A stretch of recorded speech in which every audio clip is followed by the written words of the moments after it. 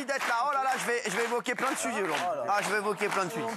Ah là là, comment vous dire qu'aujourd'hui ça va secouer là. Bon, déjà dans un instant, on reçoit une meuf que je kiffe de fou, une artiste. J'adore Jeanne Masse. Elle vient nous voir dans un instant. J'adore.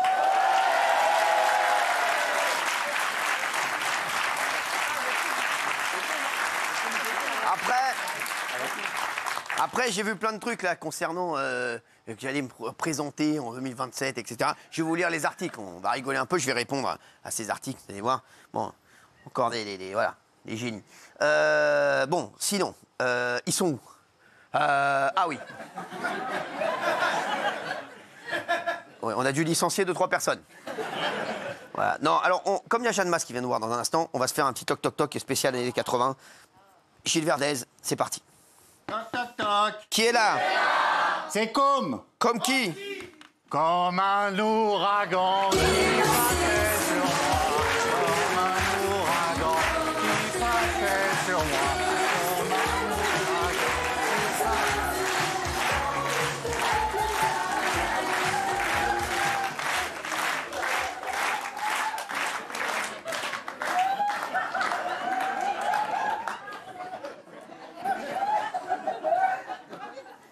C'est Stéphanie de Monaco, ça? Je savais que vous la reconnaîtriez. Mettez le début.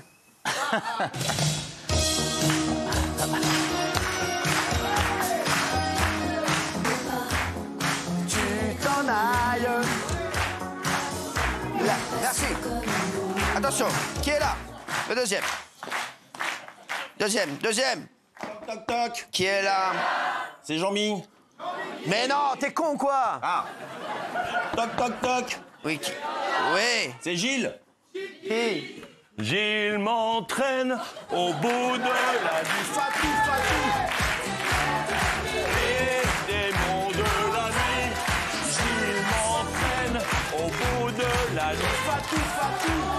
Les démons de la nuit. Yeah.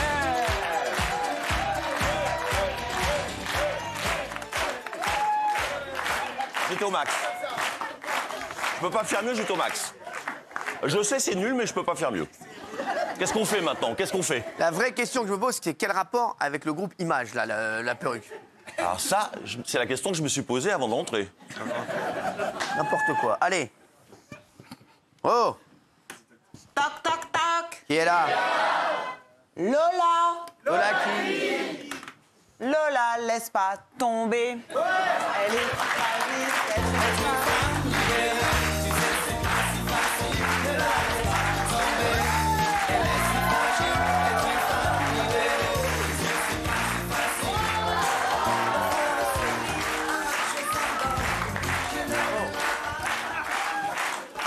Grave.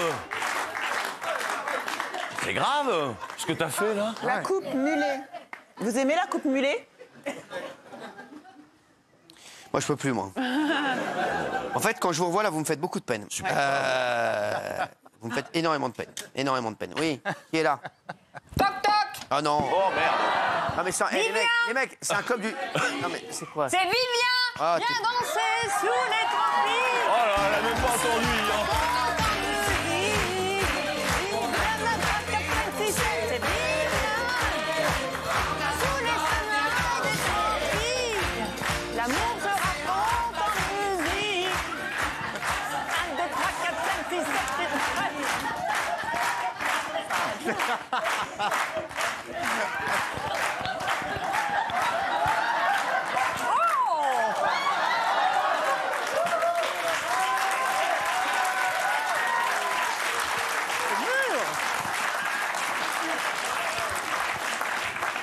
30 ans de télé, toujours dos à la caméra, c'est comme... Pour de vrai, poste 45, un ressenti 30.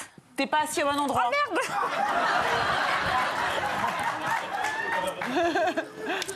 Mais ça, c'est Gilbert Montagnier, ça. Matissé de Clernado. C'est même pas de qui elle parle. Allez, merci. Allez, prochain. Toc, toc, toc. Qui est là? C'est Edgar. Merde. Égaré dans la vallée Infernal.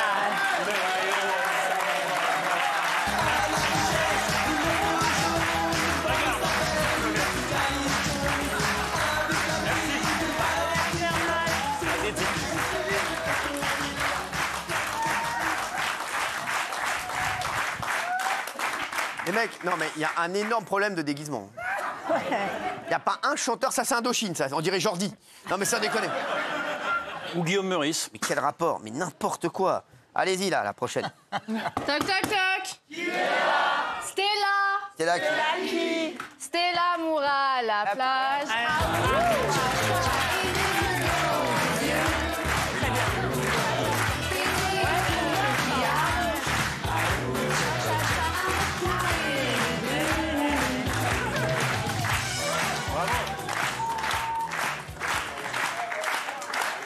Franchement, mieux, c'est mieux depuis mieux. le début. Hein. C'est mieux. Ah, on est monté. C'est la mieux depuis le début. Ah oui, largement.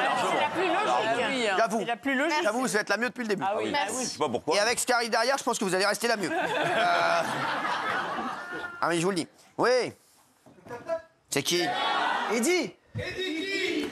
Eddie, chante, chante, chante jusqu'au bout de la nuit.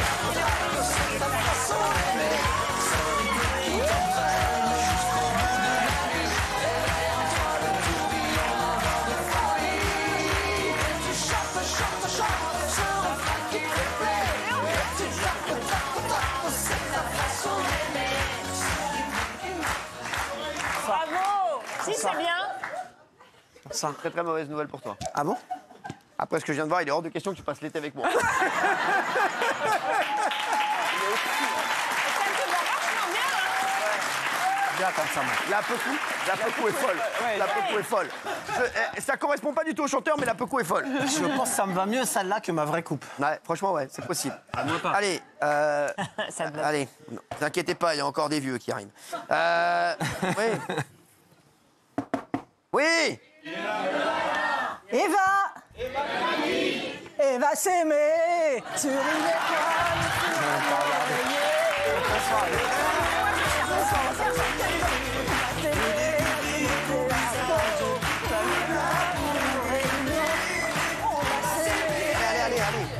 Arrêtez ça.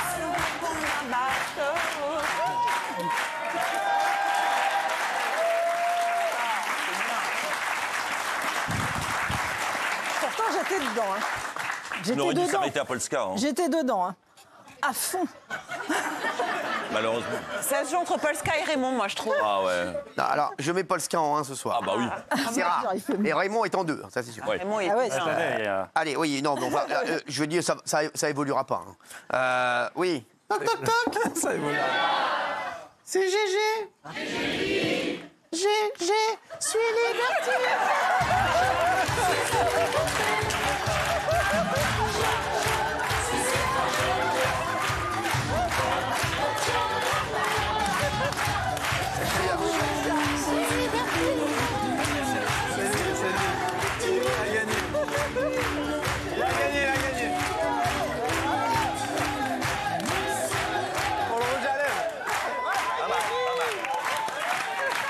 C'est le meilleur. Il a gagné, il a C'est le gagné. meilleur. Franchement, c'est Ah, le on meilleur. peut pas. Alors, il C'est a un détrôné Polska. Parce qu'on dirait un vrai gars qui existe.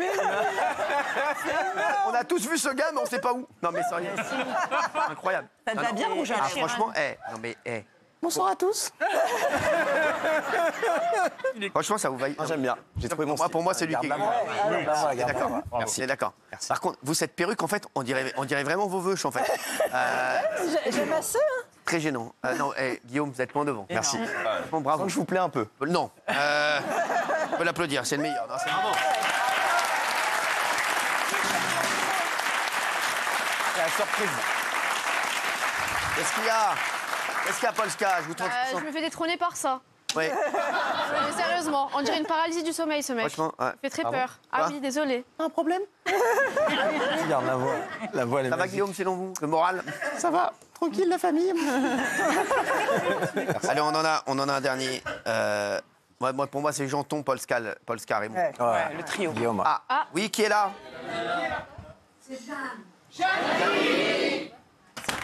C'est Jeanne Masse.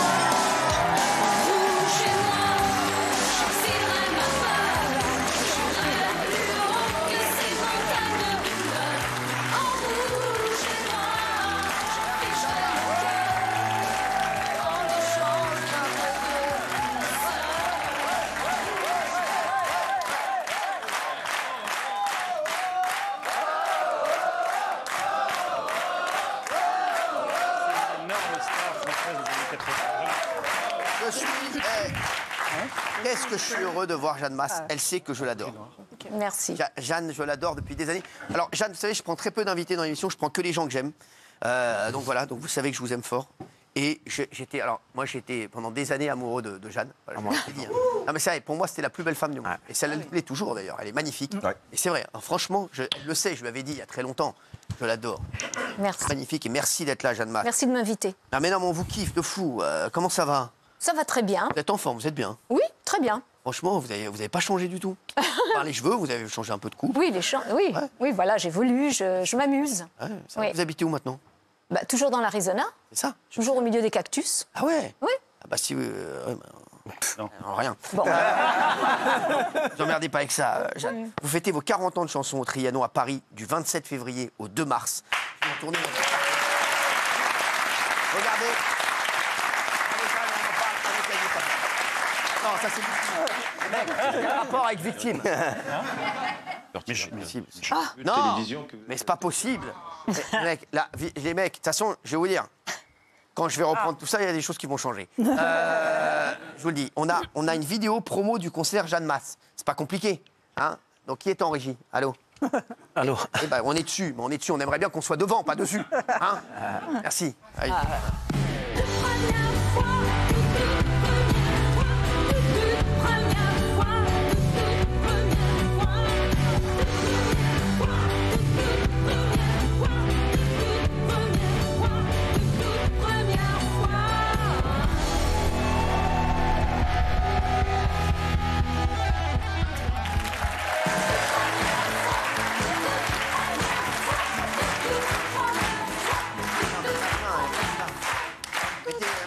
Mettez votre son là, Jeanne. Et mettez les débuts des chansons. C'est un banger.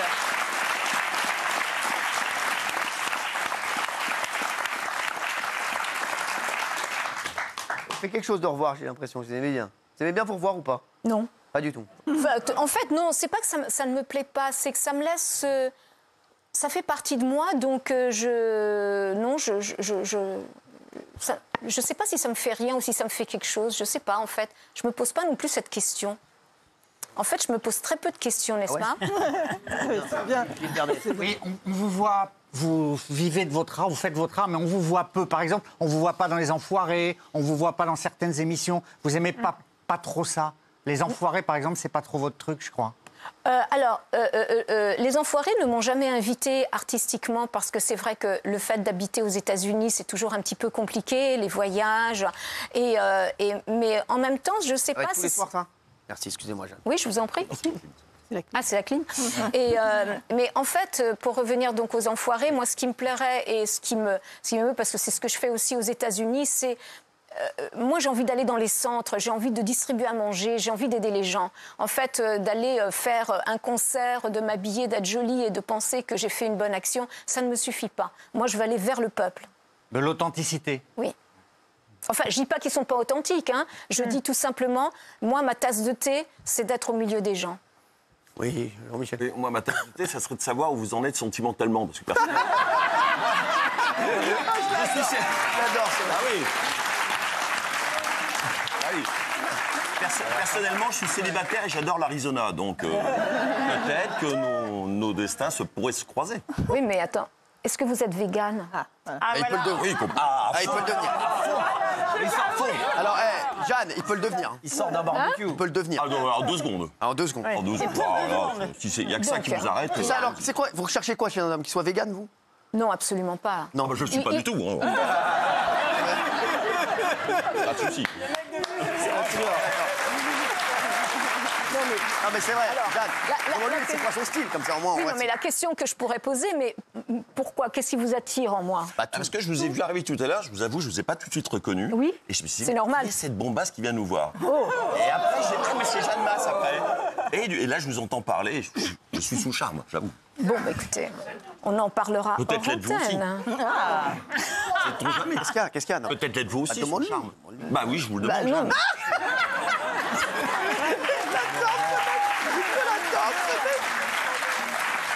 Je ne me suis pas encore posé la question, Cyril. Je ne me suis toujours pas posé la C'est question. quoi votre style? Vous pouvez lui dire, c'est quoi votre style? Est-ce que vous avez un style particulier ou bien c'est quoi? C'est au feeling?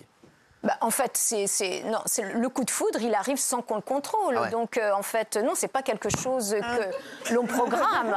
Est-ce que, je veux dire, il y a que maintenant sur Internet où les gens se cherchent sur Internet où ils programment. Je veux que quelqu'un soit comme ça, comme ça, comme ça et comme ça. Il y a plus le. J'ai pas Internet, moi. Mais vous avez des mâles comme lui aux États-Unis? Des exemplaires comme ça aux États-Unis? Comme Jean-Michel?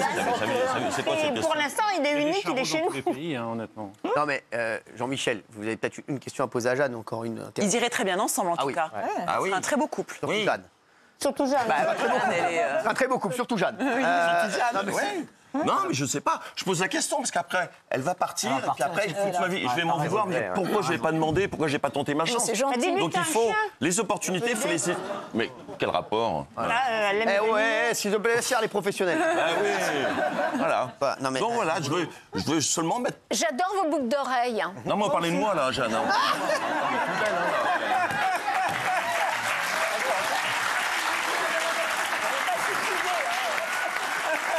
Ah, parce que là. non mais, Jeanne, est-ce que je peux poser une question à Jeanne? Bien sûr. Elle est anglaise. Jeanne, Jeanne. Je nage. Je me pose pas de questions, alors du coup, je nage. Il est séduisant quand même, vous trouvez? Il est pas Oui, il mal. est très séduisant, bien sûr. Ah bah voilà, ça démarre bien. Je pense qu'un homme comme vous peut être encore célibataire avec toutes les Peut-être parce que belles je vous femmes. attendais, peut-être.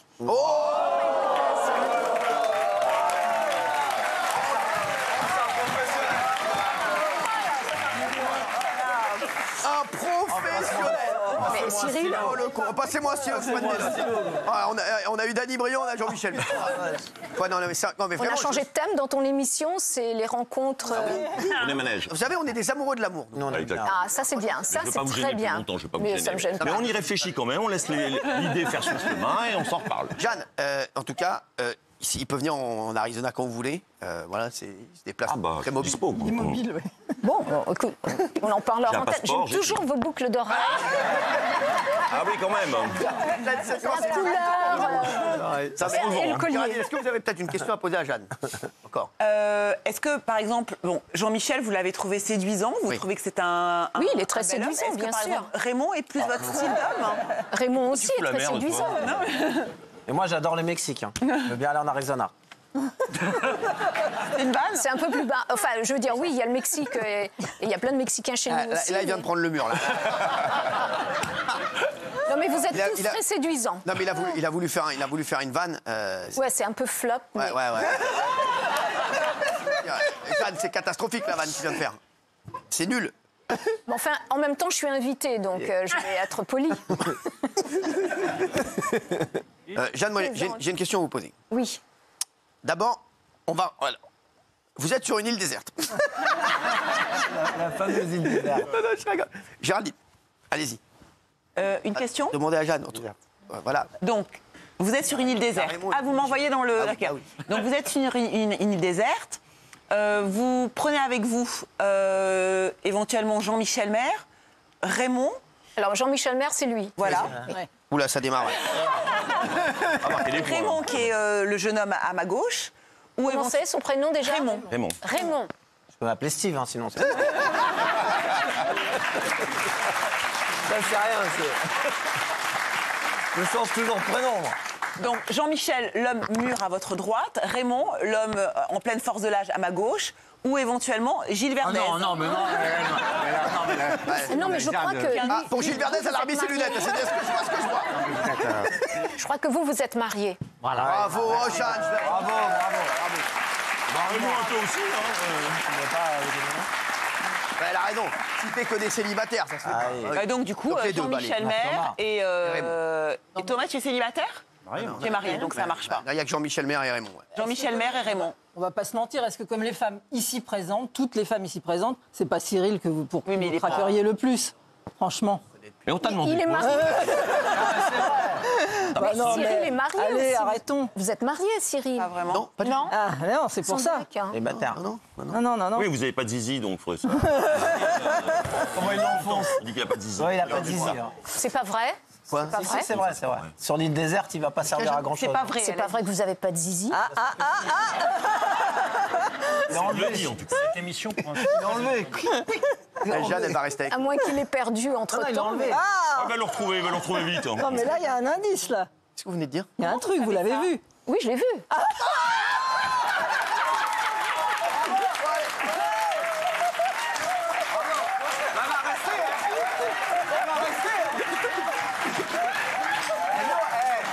On savait pas. Attendez. Johnny. Jeanne, vous restez avec nous. On va en parler dans un instant.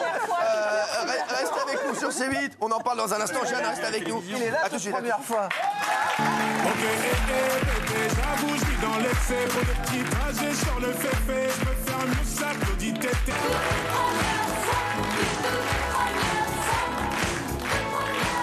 Merci d'être avec nous, les 19h24.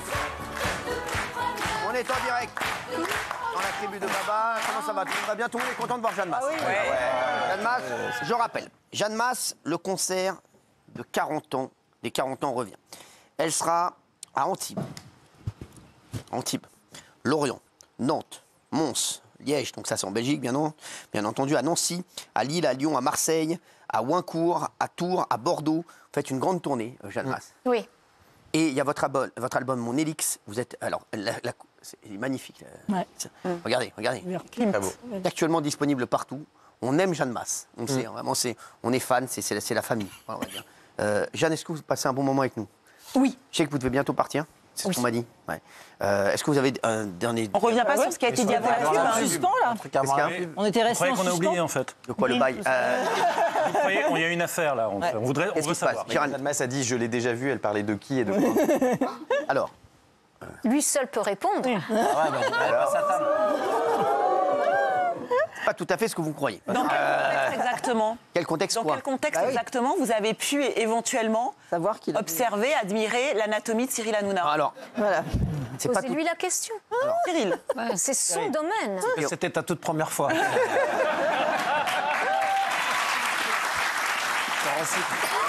Pas du tout ce que vous croyez. Pas du tout ce que vous croyez, c'était par inadvertance. Ah ouais. Bah bien. J'étais à M6 à l'époque et je me changeais beaucoup. C'est vraiment. Et Jeanne était mon invitée et malheureusement elle est passée au mauvais moment. Au bon moment. C'est ça, Et elle Jeanne. s'est attardée. Voilà, mais ce que je voulais, c'était défendre votre dignité quand il dit que vous n'en avez pas. Ah merci Jeanne. Voilà, c'est juste ça. Parce que ça remonte quand même. Enfin Oui, pas ça le. remonte.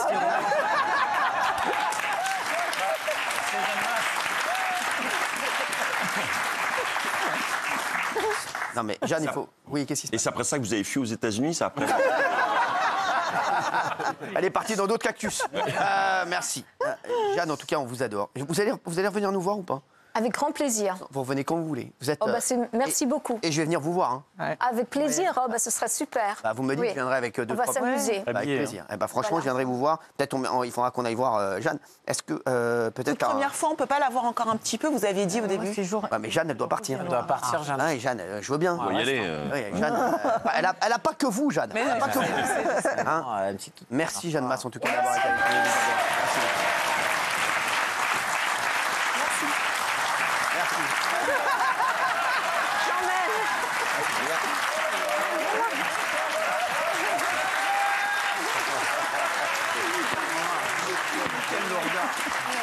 Qu'est-ce qu'il est bon. Qu'est-ce qu'il est bon. Il est incroyable ce Jean-Mi. Jean-Mi, ça va? Je laisse réfléchir un peu. Bah, vous avez bien raison. Alors, j'ai un petit coup de gueule de Gilles Verdez, qu'est-ce qui se passe? Oui, c'est contre une émission. Une émission de C'est télé. bien, on était dans la rigolade, là, il arrive, là. On en prend plein la gueule pour pas. Une émission de télé-réalité d'un genre particulier qui est diffusée depuis lundi en Angleterre. Cette émission qui s'appelle Retourne d'où tu viens, elle concerne 6 Britanniques qui sont partis en Somalie et en Syrie et qui se mettent dans la peau de migrants et qui doivent faire le trajet avec les moyens, c'est-à-dire sans moyens des migrants, pour retourner jusqu'à Londres. Alors ça pourrait être un documentaire, mais pas du tout. C'est voyeuriste, c'est trash. Oui, mais c'est long, surtout. Regardez.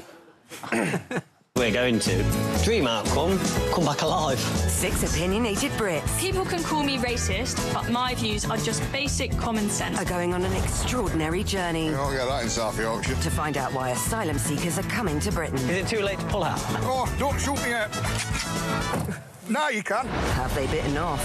more than they can chew. Oh my God, what is this? It's gonna be a bit scary. And will they change their minds? I don't know what we're gonna do. These kids eating trash. How come no one's helping them? Why are we continuing to allow the boats in? We are full!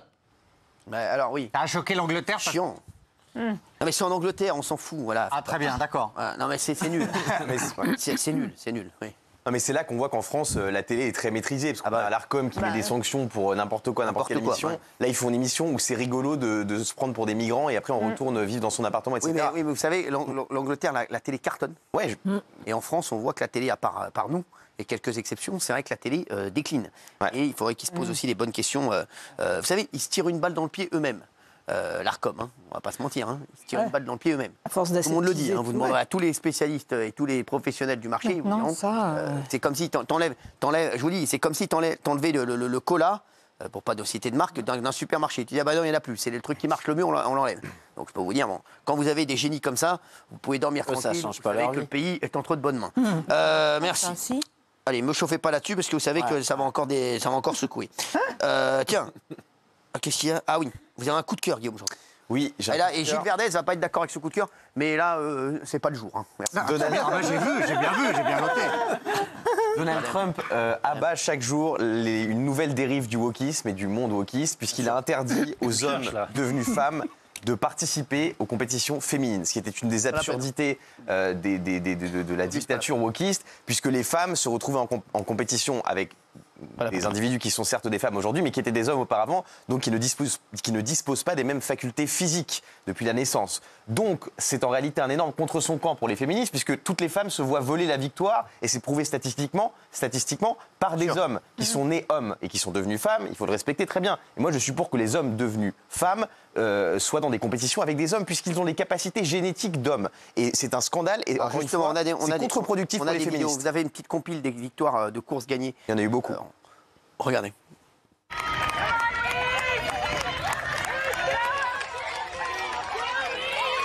Wilhelmina, Jaden Vandervee. In 7 for Bergen Episcopal, Abby Wilson. Sanulli, Petrillo sul finale. Ben oui, il a raison, Guillaume. Alors oui. Et il a raison, Guillaume. Les capacités d'hommes doivent concourir avec des hommes, sinon il y a une vraie inégalité physiologique. Exactement. Ce ne sont pas des hommes. Vous êtes au ralenti là ou quoi là? Non, j'attendais de voir si vous vouliez que j'aille jusqu'au bout ou pas. Donc, je suis prudente. Parce que vous êtes très sympa. Très sympa. C'est les limites de vouloir tout mélanger. C'est-à-dire qu'on veut évidemment mettre en avant les femmes, protéger les femmes, etc. Et par exemple, il y a un autre problème dans les vestiaires. Quand vous avez des hommes devenus femmes qui se retrouvent dans les vestiaires avec des femmes, peut-être qu'il y a des hommes qui sont non opérés, peut-être qu'il y a des hommes qui deviennent des femmes mais qui sont lesbiennes, c'est-à-dire qui sont attirés par les femmes. Donc il y a eu des cas d'agression sexuelle de femmes par des hommes devenus femmes ça, dans des vestiaires féminins. Non, ce sont des... non, pas du tout, mais ce sont des dérives. Et cette politique. Mais pourquoi dès qu'on parle des trans, on part sur les agressions sexuelles, sur des trucs comme ça, on pourrait éventuellement leur foutre un peu la paix, mais surtout les fédérations. Cette mesure de Trump, je pense qu'elle est inutile. Je ne vous parle même pas d'idéologie ou quoi que ce soit, c'est que les fédérations sportives ont déjà des règles pour éviter des avantages sportifs disproportionnés pour les femmes trans. Pas toutes, mais il suffit juste de mettre en place ces règles-là plutôt que d'avoir un acharnement anti-trans. En l'occurrence, il y a des règles qui ont été recommandées par le Comité international olympique sur le taux de testostérone des athlètes participant à des compétitions féminines. C'est suffisant pour permettre aux trans de participer sans que ça pose des problèmes d'avantages physiques. Donc plutôt que de bannir toutes les trans. En réalité, c'est un peu bien qu'on voit ce qu'en pensent les téléspectateurs. Par rapport aux prochains JO qui auront lieu aux États-Unis. C'est d'accord avec Guillaume. On va voir si c'est un sondage qui a été fait. Voilà, il a été fait, mais ils veulent pas le mettre. C'est aussi simple que ça. C'est déjà pas mal, on a loué déjà. Après, t'attends pour le reste, mais on avance. Ah, c'est bon. Ils l'ont mis en place. Vous choqué. Non, voilà, 90%. Géraldine Maillet, vous avez un coup de cœur. Coup de cœur, coup de gueule, coup de projecteur. Je ne sais pas si vous vous souvenez de ce président de la Fédération française de foot espagnol. On en avait beaucoup parlé, évidemment, en Espagne, en France, partout dans le monde, qui avait embrassé sans consentement de force la capitaine espagnole lors de la dernière Coupe du Monde de foot. Oui. Et là, il y a son procès qui commence. Donc un procès qui est attendu pendant 10 jours. Donc c'est toute la question du consentement. Est-ce qu'il avait le droit de l'embrasser? Est-ce qu'il n'avait pas le droit de l'embrasser? On va regarder. Voilà, et on va en parler avec Tiffaine Auzière. Qui est venue nous rejoindre. Bonsoir. Tiffaine qui est venue nous rejoindre, on va parler de ça. Et vous allez nous parler de quoi, Tiffaine? Eh ben, un peu des scandales dans le sport qui changent les règles. Très bien, on va revoir l'image. Merci, ça vous dérange pas, regardez. Ah, c'est beau ces images.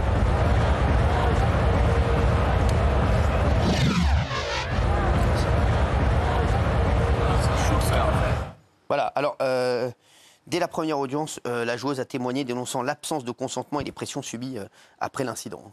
Oui, absolument. Et en fait, suite à cette image, il y avait eu vraiment un tollé dans toute l'opinion espagnole et dans le monde entier.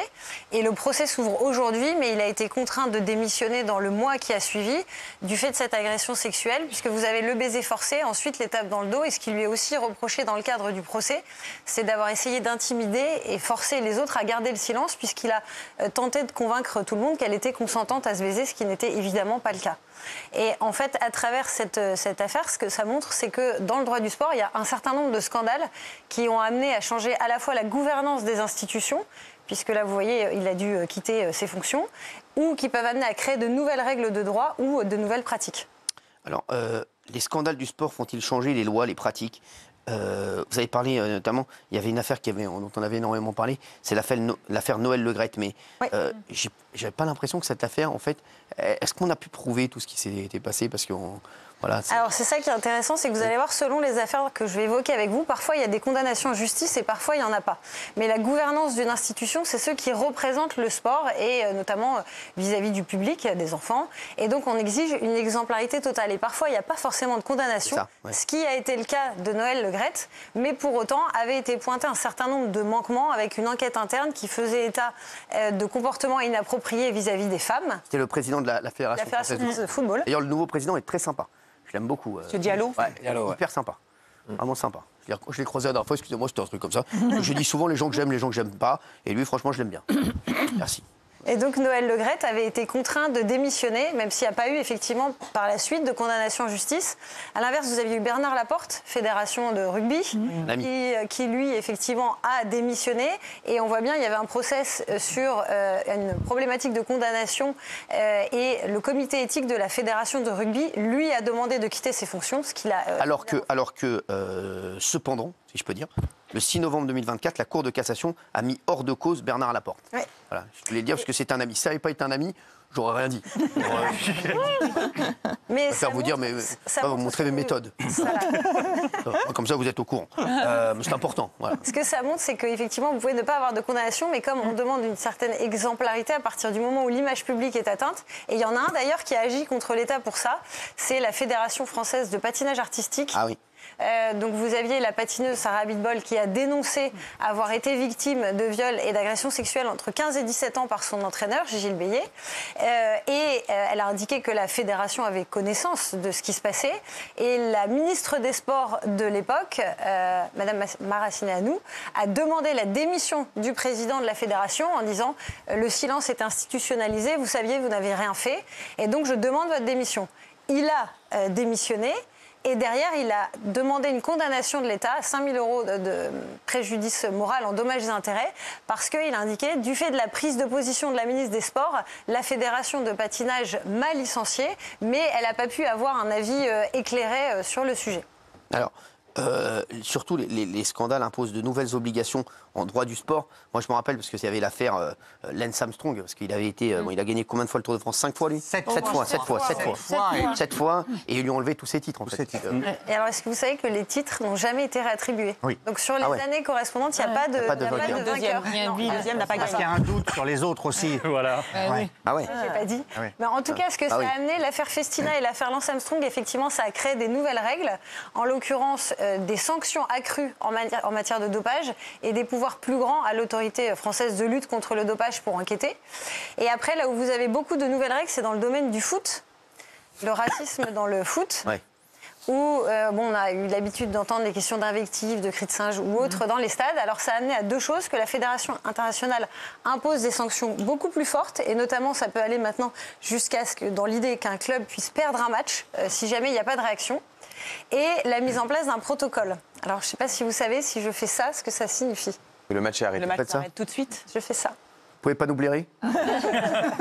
Le joueur qui a entendu ça demande qu'on arrête le match immédiatement. Arrêt du match, oui. Alors, c'est qu'en fait, le protocole, c'est qu'un joueur ou un arbitre peut signaler quand il entend ou qu'il voit un comportement raciste. Et le protocole qui est mis en place, c'est d'une part, le match est suspendu.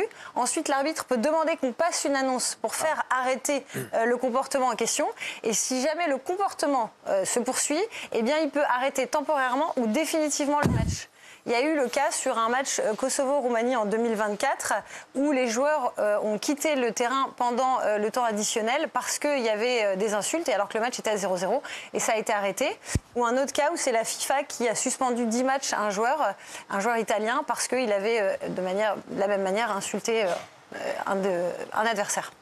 Est-ce que statistiquement, ce genre d'initiative aide à diminuer le nombre de comportements racistes, homophobes? Parce que je me dis, sur un stade de 80 000 personnes, il suffit d'un con pour dire une insulte, en etc. Angleterre, ça a fonctionné. Hein. Et pour arrêter un match, si un mec qui a envie, d'arrêter un match, il crie une insulte raciste, homophobe, est-ce que ça diminue réellement les incidents de ce type ou pas? Alors, la réponse, c'est que si un club risque de perdre un match, vu les enjeux financiers, il y a une espèce d'autodiscipline qui se met en place avec les supporters pour éviter de se retrouver dans cette situation-là. Y a-t-il d'autres affaires en cours Oui, et puis peut-être avant ça, une qu'on n'a pas montrée aussi, c'est que... C'est pas le pentathlon au JO de Tokyo, ça? Tout à fait. C'est pour dire qu'en fait, les scandales dans le sport font changer les règles ou les pratiques. J'ai rien fait. Est-ce que vous savez la différence entre ce qu'on appelle le droit dur et le droit souple? J'ai pas envie de rentrer là-dedans. Demande à Jean-Mi. Joker. On n'a pas envie de rentrer là-dedans. Alors, le droit dur, c'est toutes les obligations qui vous sont imposées par les codes, auxquels on ne peut pas se soustraire. Le droit souple, c'est des conseils, des bonnes pratiques. Ça va être par exemple les chartes éthiques, les chartes informatiques, les codes de gouvernance. Mais ça n'a pas une obligation. Mais en règle générale, ça infuse et ça permet de changer les pratiques. Et en sport, vous avez eu au JO de Tokyo, notamment un scandale avec cette athlète allemande au pentathlon qui était en passe d'obtenir la médaille d'or. C'est pas Nika Schleu? Si, tout à fait. C'est ce que je pensais. Dès que vous m'avez dit allemande, j'ai pensé à elle. Schleu. Qui, effectivement, était partie pour aller vers la médaille d'or. Et le cheval qu'on lui avait attribué, ne sautant pas les obstacles, elle a eu des gestes de violence. Et son entraîneur a eu des gestes de violence sur le cheval. Et le résultat de ça, c'est que les instances ont décidé qu'il n'y aurait plus de cheval dans le pentathlon. Et la dernière fois qu'on en a vu, c'était au JO de Paris. Et il y en a... Voilà, il n'y a plus de chevaux dans le l'équitation est de plus en plus remise en cause. Ah, mais oui. L'équitation, c'est dans le pentathlon. Dans le pentathlon. Parce qu'en fait, c'est des chevaux qui étaient attribués. Pas seulement. Ah si, c'est mieux que toi.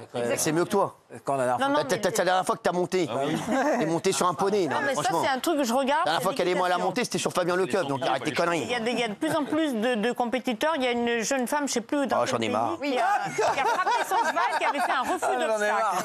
Et elle a été... Il y a eu un procès. C'est l'affaire dont on vient de parler il y a 2 minutes.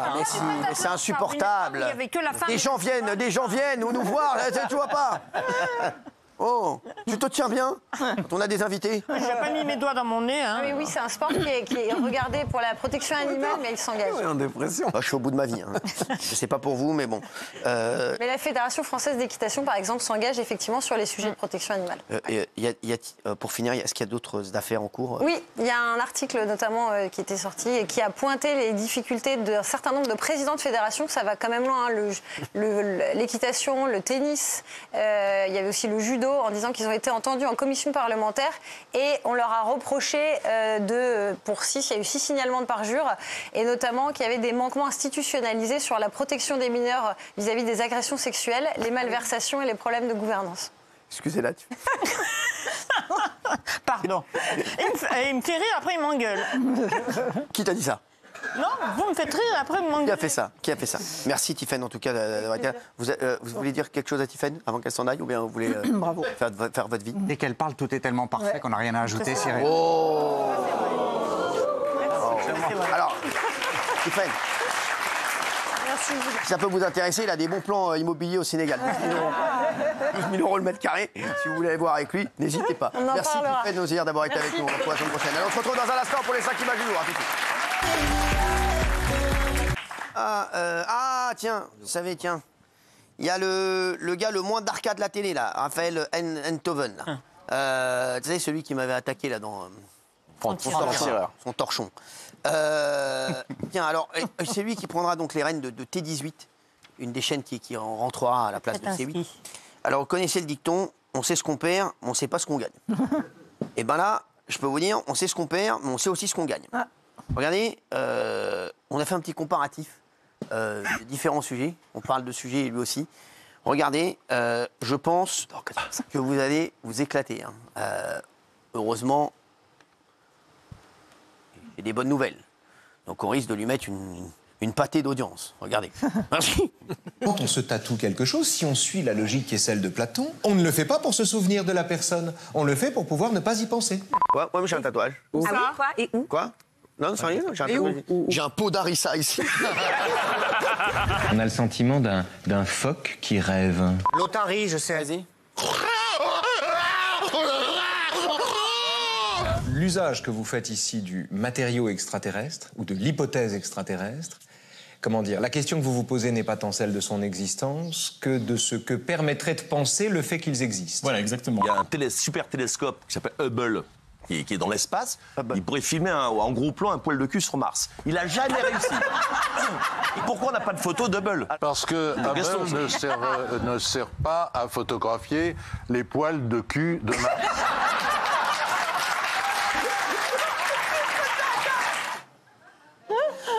C'est deux salles, deux ambiances. C'est ça. Voilà, vous avez compris. Allez, hier soir, il y avait Qui veut être mon associé sur M6. D'ailleurs, ça a cartonné. Enfin non, ça a très bien marché sur cible. Oui. 1,7 million. Mais sur, ils sont leaders sur les moins de 50 ans. C'est ça, hein, oui. Je ne me trompe point. Hier encore, on n'a pas été déçus, puisque plusieurs candidats sont venus avec des projets assez farfelus. Parmi les entrepreneurs, il y avait Jacques Pitou. Et, et ça bloque Fire, ouais, Jacques Pitou. Un extincteur en forme de boule qui se déclenche en la lançant dans les flammes. Ah oui. Si jolie ma fiche, vous voulez que je vous dise ce qui y a marqué dans ma fiche, pour vous dire un peu, voilà, les mecs qui font mes fiches. Un extincteur sous forme, alors, donc, qui se déclenche en la lançant dans les flemmes. Les flemmes? Non, mais il n'y a rien à voir, rien de voir. Regardez la démonstration. Un incendie domestique a lieu toutes les 2 minutes en France. C'est pour répondre à cette problématique que j'ai créé cet objet unique. Ce que j'aimerais, c'est faire une démonstration. Ah bah oui. Vous imaginez chez vous, le feu il a pris, vous allez la prendre, la lancer dans la caisse et à l'impact, elle va éclater et éteindre le feu. Allez, on est goupillé, allez-y, allez-y. La pression est à son comble.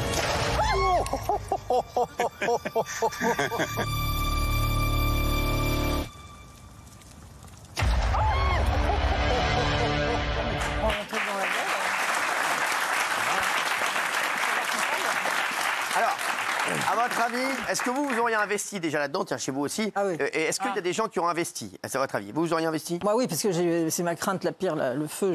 Ah ouais, c'est vrai? Ah non, mais vous je me relève 10 fois par nuit si ça sent le brûler. Oui, je sais, mais... J'étais direct dans la... Donc moi j'investis, ouais. Non. Non. J'y crois pas du tout. Bah, là, il s'est éteint quand même. Elle a dû voir l'émission 18 fois, donc on va pas lui dire. J'y crois, mais j'aurais pas investi. Mais en revanche, ils ont eu des projets où j'aurais investi. Ça cartonne, ça marche super bien. Bob, le fameux... Mais on va voir J'ai rien compris. Non, c'est un... On va le faire après.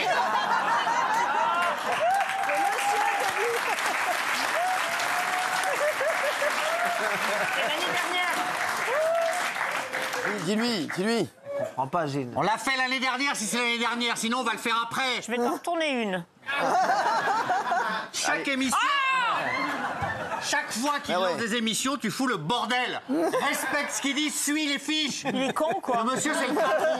C'était un peu bête, hein. Ben non, c'est toi, tu fais n'importe quoi. Mais je suis à 2 pas, arrête de hurler. Non, c'est pas toi, c'est Daniel Moreau, j'en ai marre de ces gens. Eh ben, tire-toi. Ben, j'y songe. Gilles, faut rester là. Vous voulez juste changer de place, peut-être? Non, ben, vous voulez que j'aille où? Regardez-les.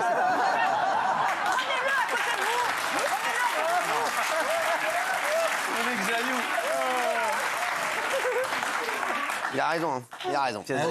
Regardez. Ce que vous avez fait, c'est extraordinaire. Et je suis sûr que ça va aider beaucoup de personnes. Moi, je vais vous donner 200 000 euros, mais pour 20%. Je trouve ça génial, les gens qui inventent des choses. Vous l'avez compris, je serais ravie d'être votre associé. 7% contre 200 000 euros. Je les investis avec grand plaisir. Merci beaucoup. Je vais vous faire une proposition. Je vais m'aligner sur celle de Alice. Je vais être très court. Je pense que c'est pas pour moi. Donc je vais passer. Vous avez besoin de quelqu'un avec qui vous allez passer du bon temps au quotidien. Donc je vous propose 200 000 euros pour 7% de votre entreprise. Merci beaucoup. J'accepte, si vous le souhaitez tous les trois, de travailler avec vous. Parfait. Bravo. Voilà, bravo.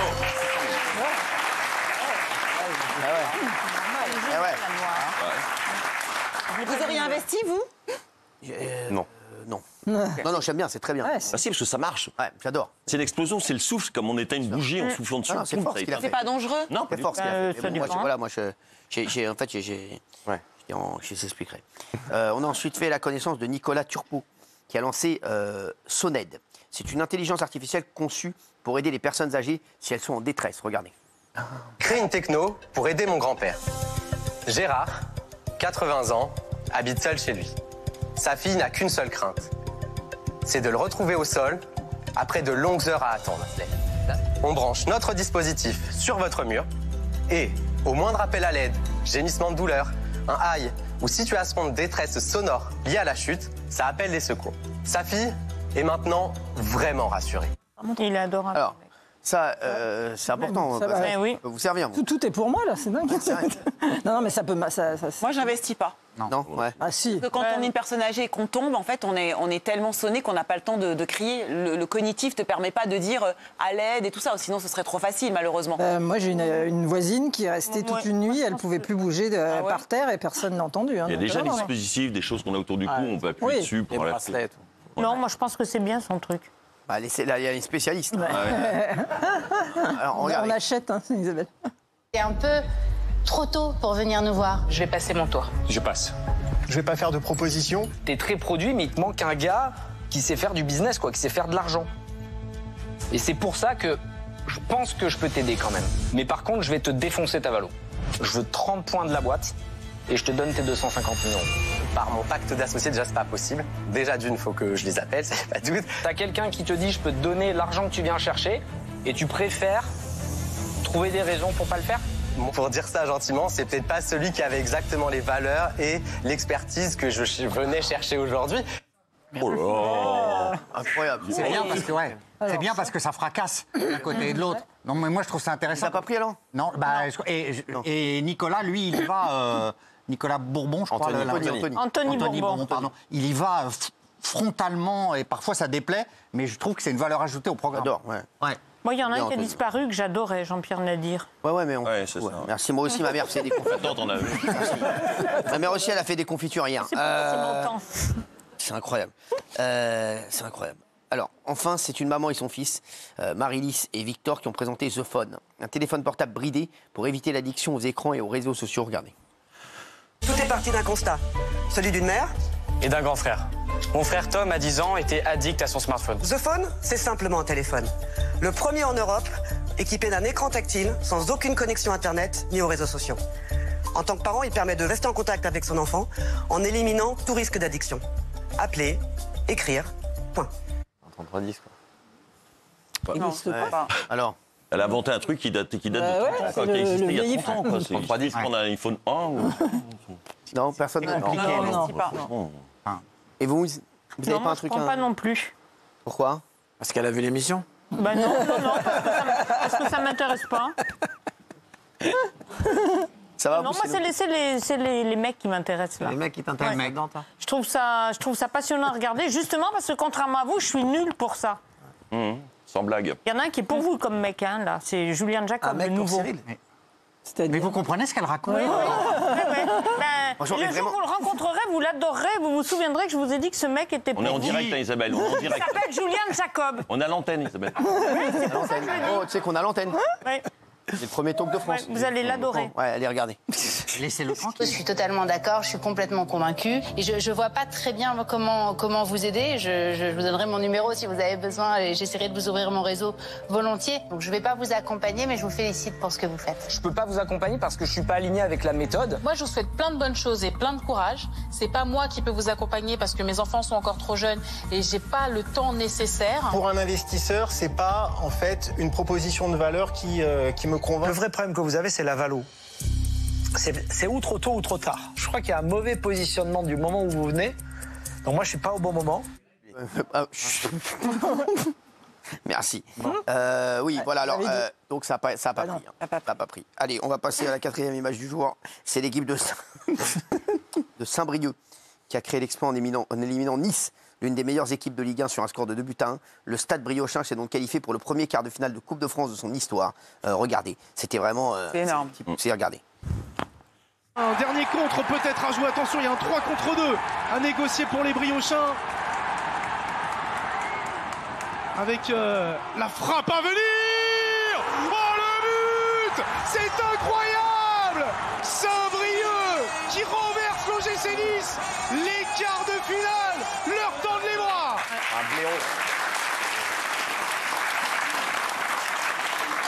Alors, à la fin du match, les supporters sont descendus sur la pelouse pour fêter la victoire. Regardez. C'est terminé! Saint-Brieuc est en quart de finale de la Coupe de France. C'est historique.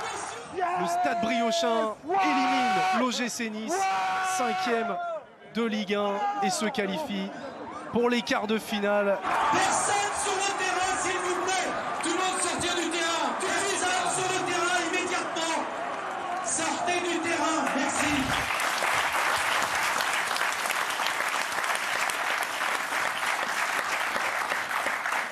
Il y a un défenseur qui a marqué les 2 buts, qui travaille dans l'immobilier. C'est des gens qui sont amateurs, donc c'est magnifique, quoi. C'est l'équivalent de la 4e division. Et il marque les 2 buts en fin de match pour renverser la grande équipe. C'est super.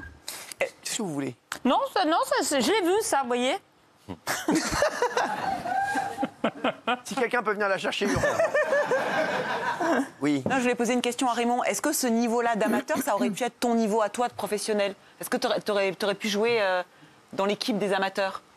J'ai même joué au-dessus, moi, de ce niveau-là. Ah ouais? Oui, mais c'est vachement bien, la Coupe de France. Il n'y a pas une autre compétition où tu peux vivre ça. Ouais. Dans aucun sport, tu peux vivre ça. Un mec de tennis qui ne sait pas jouer, qui joue en régional, il ne pourra jamais jouer contre Federer.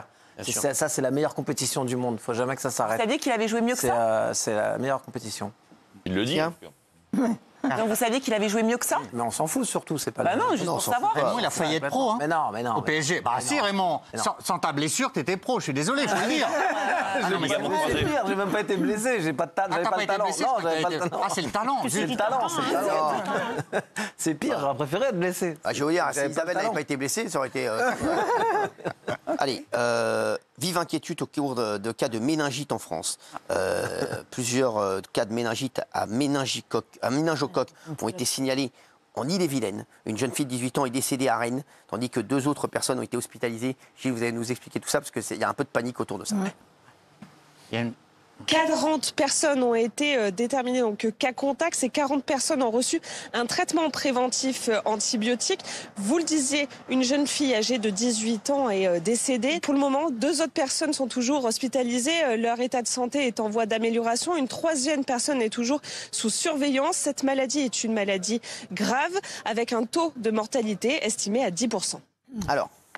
Alors donc, il y a eu un décès de cette jeune femme et il y a 40 cas contacts. Et c'est une maladie extrêmement contagieuse. Alors les symptômes, ça peut être forte fièvre, des maux de tête intenses, une raideur de la nuque, des douleurs musculaires, des vomissements. Et dans ces cas-là, il faut vraiment consulter. Parce que ce type de méningite, entre 7 et 10% peut être mortel. Donc c'est énorme comme taux. Mais si c'est traité, notamment par des antibiotiques, évidemment, on peut en venir à bout. Le seul problème, c'est comment savoir qu'on a une méningite. C'est-à-dire, voilà, on a mal à la tête, mais là, c'est des maux de tête très, très forts. Donc, si on a ça, il faut consulter tout de suite. D'autant que c'est difficile de diagnostiquer parce que les personnes les plus touchées, c'est les nourrissons. Donc, comment savoir effectivement qu'ils ont ces symptômes? Donc, en ce moment, en cas de douleur, de fièvre, de maux de tête intenses, il faut vraiment consulter un médecin, Cyril, parce qu'il y a une recrudescence, effectivement, des méningites à méningocoque. Exactement. Pour Jean-Luc Mélenchon, il était en meeting à Angers. Quelques heures après la motion de censure déposée par son parti n'a pas, bien sûr, abouti puisqu'ils étaient les seuls. Jean-Luc Mélenchon a estimé qu'il est immoral d'être milliardaire. Dites-nous ce que vous en pensez. Est-ce qu'il est immoral d'être milliardaire? Oui, non. Regardez, j'aimerais bien voir l'avis des téléspectateurs aussi. Regardez. Nous changerons tout de fond en comble le moment venu lorsque la majorité des Français décidera que cela en vaut la peine d'essayer autre chose que cette catastrophe permanente qui a ruiné ce pays et qui s'appelle le libéralisme. Les uns accumulent sans fin et les autres se font dépouiller d'eux-mêmes. En parallèle exact, Tout ce qui va aux milliardaires a été retiré à ceux qui produisent. Voilà la vérité qui fait qu'il est immoral d'être milliardaire. Alors, êtes-vous d'accord avec lui, Jean-Luc Mélenchon? C'est incroyable. Évidemment que non. C'est vraiment, c'est le b.a.-ba de l'économie. C'est le b.a.-ba de l'économie. C'est-à-dire que quand tu dis ça, ça veut dire vraiment tu n'y connais rien à l'économie. Mais bon, Jean-Luc Mélenchon, je pense qu'il a jamais dirigé de société. Il a jamais été, il a jamais été élu nulle part. C'est vrai qu'on ne sait même pas comment il. C'est immoral.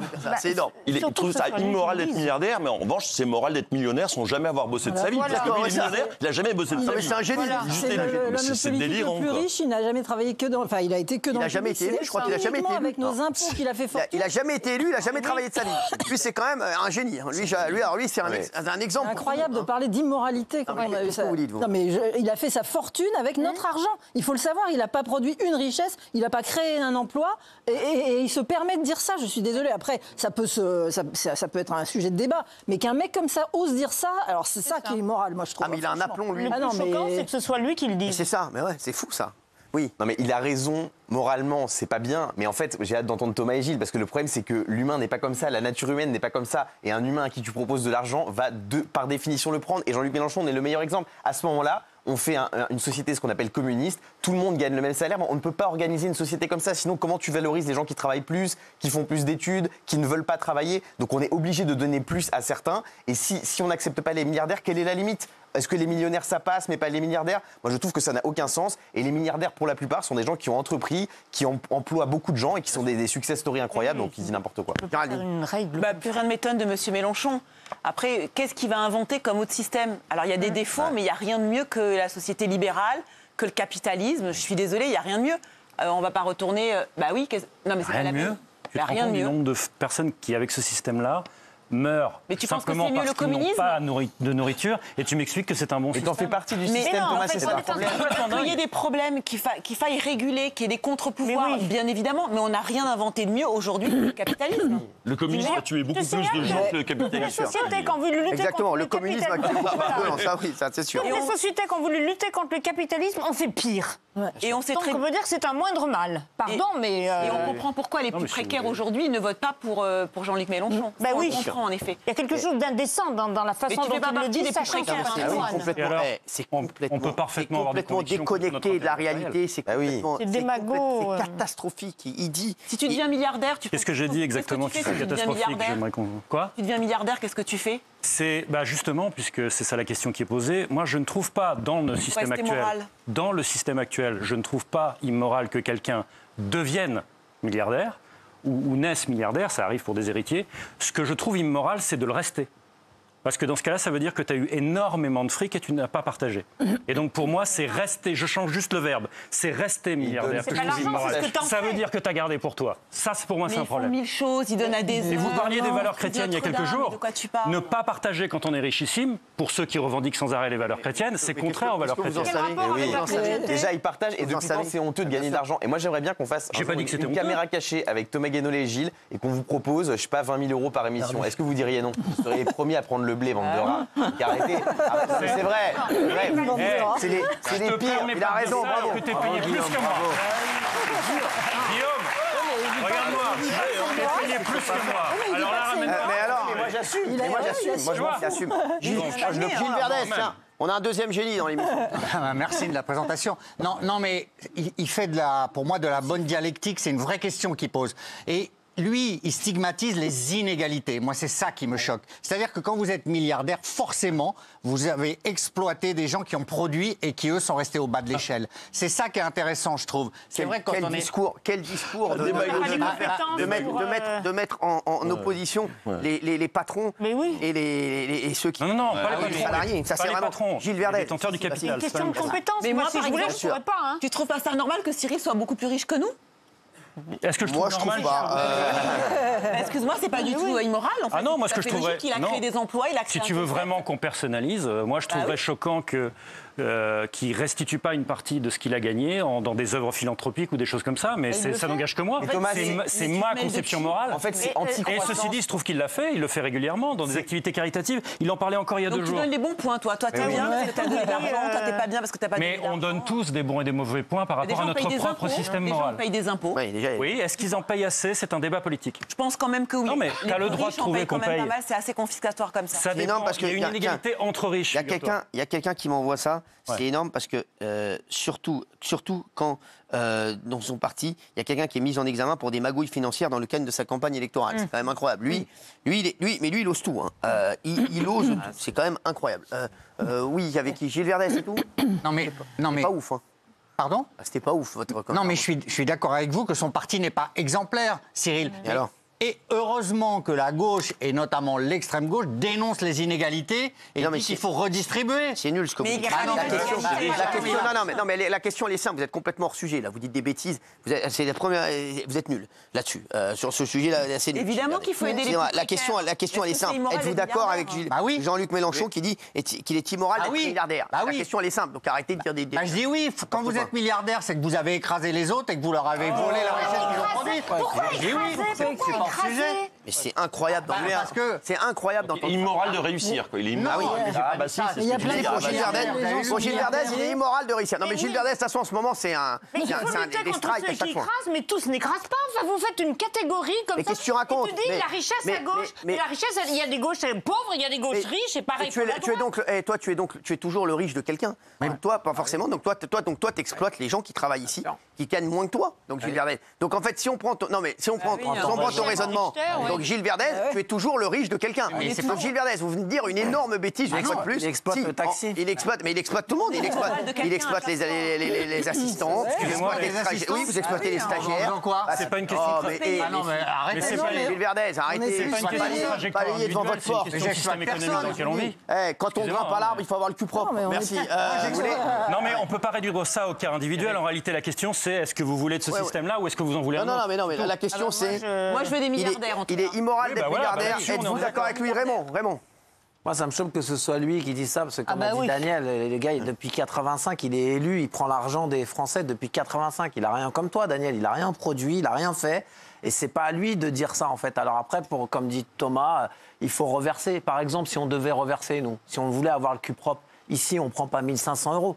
Pourtant, les Français, ils vivent avec 1 500 €. Ça veut dire que tu devrais garder 1 500 € et tu reverses tout le reste aux gens. Tu le fais ou tu le fais pas? D'abord, c'est pas par moi qu'il faut commencer. Ensuite, toi aussi, tu gagnes plus que moi. Moi, je gagne plus que toi. Mais moi, j'ai l'honnêteté. Mais moi, j'ai l'honnêteté. Je ne reverse pas. Non, mais c'est marrant. Mais moi, je ne reverse pas. Moi, j'ai pas dit que j'allais reverser à tout le monde. Moi, je dis que comme un chien, je veux payer ma maison, je veux mettre mes enfants à l'école, je veux faire plein de choses pour moi, pour ma famille. Et ensuite, quand il en reste un peu, si je peux donner à des associations Secours Populaire, Resto du Cœur, je donne. Parce que je suis parti en vacances avec le Secours Populaire. Ça, d'accord. Mais j'ai jamais dit comme toi, si je touche autant d'argent, je redonne tout aux autres. Non, mais et c'est pour ça que ça va pas. Si tu veux qu'on mette les pieds dans le plat, est-ce qu'on est pour garder le capitalisme ou est-ce qu'on veut un autre système? Moi, je veux un autre système. Et je l'assume complètement. Il y a trop de gens qui meurent de faim. C'est pas un Mélenchon de dire ça. Mais pourquoi? Stop, Thomas, stop. Stop. Avant d'entendre Guillaume, j'aimerais avoir Polska. C'est pas un Mélenchon de dire ça. Ça va, Polska? Alors déjà, les milliardaires, généralement, ils créent beaucoup d'emplois. Ensuite, Thomas, toi aussi, si tu devrais vraiment être moral, je pense que tu devrais gagner moins d'argent pour ce que tu fais ici. Mais bien sûr. Logiquement. Désolé, je t'aime bien, mais c'est vrai. Et puis toujours comme ça, tout le monde déteste les millionnaires, les milliardaires, mais tout le monde veut l'être. Aussi, mais bon. Oui, moi j'assume. Non, mais c'est pas grave. Donc voilà. Est-ce que vous voulez un exemple de l'hypocrisie des gens de gauche sur l'argent? Bien sûr. Je vous ai envoyé il n'y a pas longtemps. Il y a une juge qui se veut de gauche, il se trouve qu'elle va juger l'inéligibilité potentielle de Marine Le Pen, qui s'appelle Bénédicte de Pertuis. Elle a dit « Je suis l'héritière politique de pensée d'Eva Joly, qui est une femme de gauche ». Cette femme possède une société d'investissement, c'est vérifiable sur société.com, qui s'appelle Golden Glaoui. Les couilles en or. Je vous jure, c'est une vraie information. C'est Fabien qui est trésorier. C'est son associé, c'est Fabien Leclerc. Toute l'hypocrisie d'une partie de la gauche qui dit détester l'argent et qui ne fait que s'enrichir dans son coin et de cacher sa richesse. C'est pas vrai. C'est ce qu'on appelle la gauche caviar. Mais bien sûr que non, oui. c'est pas vrai. Alors, on peut avoir des convictions contraires à notre intérêt individuel matériel. S'il vous plaît. On peut voter pour payer plus d'impôts. Attendez, il y a Benjamin Castaldi qui vous écrit. À moi? Vous allez lui répondre en direct. Dit à Gilles Verdez, Verdez de démissionner, il est complice du capitalisme, ce bouffon. Est-ce que vous répondez à Benjamin Castaldi? Rien à dire à ça. En quoi je suis un bouffon C'est ce que dit Benjamin, mais s'il rigole, ça va, ouais. Oui, mais moi aussi je rigole, mais ah oui, c'est je suis pas Benjamin complice du capitalisme. Déjà, il nous voit, voilà. Oui, c'est déjà un miracle. Voilà. Benjamin. On est complètement complice du capitalisme. Non, mais j'ai un autre exemple. Cyril, il a déjà dit à plusieurs reprises qu'il était prêt à payer plus d'impôts. C'est donc contraire à son intérêt individuel, il le pense quand même. On peut avoir des opinions politiques qui sont en partie contraires à notre intérêt individuel. Thomas, ta façon de mettre le camp du bien, le camp du mal, c'est ça n'a juste absolument aucun rapport. Un monde manichéen, mais ça n'a aucun rapport. On a juste une définition du bien qui n'est pas la même, c'est tout. Et quel pays a grâce à tes yeux aujourd'hui? Et oui, quel autre système? Quelle dictature? Corée du Nord. Non, moi je suis très content de la France à l'échelle de ce qu'on a sur la planète. Je crois qu'il n'y a que un ou deux pays de Scandinavie qui sont meilleurs que nous. On a beaucoup de chance d'être en France et je déteste le discours qui consiste à dénigrer la protection sociale française. Bah alors, on a énormément de chance. Mais je voudrais que ce soit encore mieux. Milliardaire alors. Gilles, non, rien à voir. On a le droit d'être de gauche et de bosser quand même, parce que là vous êtes en train de dire, notamment, vous êtes de gauche. Mais Gilles Verdet, je vous vois. Quelle est la contradiction? c'est lui qui le met la quelle est la contradiction? Est-ce que tu veux t'enrichir? Pas du tout. Tu cherches à t'enrichir? Est-ce que tu veux être riche? Je veux être payé pour le fruit de mon travail. Est-ce que être riche, c'est bien ou c'est mal? Pardon? Être riche, c'est bien ou c'est mal? C'est ce que t'en fais. Mais ça dépend où tu mets le débat là. Être milliardaire. C'est exactement le débat. Mais être riche n'est pas un problème. Chacun travaille pour s'enrichir à son niveau. C'est l'exploitation des autres qui est amorale.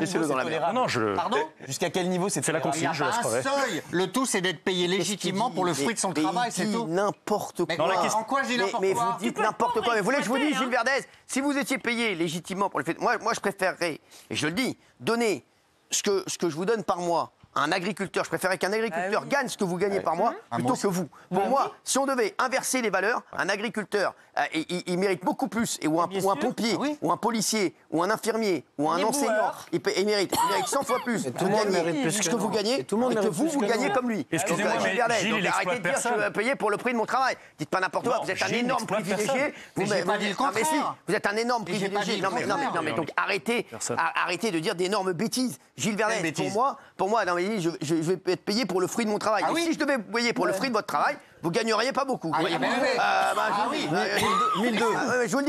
vous le dis. Parce que pour moi, les salaires que vous avez, c'est incroyable. J'aimerais que ce soit des enseignants, des policiers, des pompiers qui les prennent, ou des agriculteurs. Bien sûr. Je préférerais. Il faudrait les augmenter. Tu vois qu'on peut être riche et dire des trucs de gauche. Mais vous voulez quand même garder l'argent dans votre poche. On est pour un nivellement par le haut et vous voulez tout descendre. C'est exactement ça. Moi, je veux le nivellement par le haut. Vous voulez le nivellement par le bas. C'est l'histoire de votre vie. Tout le monde soit pauvre. Voilà. Milliardaires en fait. L'idéal, c'est des milliardaires, on veut qu'il y ait plein de Français. Exactement. Ça dépend ce qu'ils font du fric, honnêtement. Non mais voilà. Ils en font ce qu'ils veulent et d'une, et souvent ils en font quelque chose de bien. Thomas Dieudonné, la police du fric. Non mais les deux là, c'est incroyable. La Gilles, c'est incroyable aussi. Comment ça, c'est incroyable? C'est incroyable. Moi, c'est incroyable. Je vous le dis, c'est incroyable. Mais incroyable au sens, c'est un compliment ou c'est incroyable au sens Non, je crois pas. La réponse. Je crois pas. Je pense que vous avez la réponse. Alors, on va se retrouver dans un instant. Vous allez voir, Brigitte Macron s'est reconvertie en DJ. Brigitte, vous allez voir dans un instant. Incroyable. Et puis, bien entendu, dans un instant, on va revenir sur pas mal de choses. Tiens, là, il y a un truc qui va secouer. Restez avec nous. Restez avec nous tout de suite.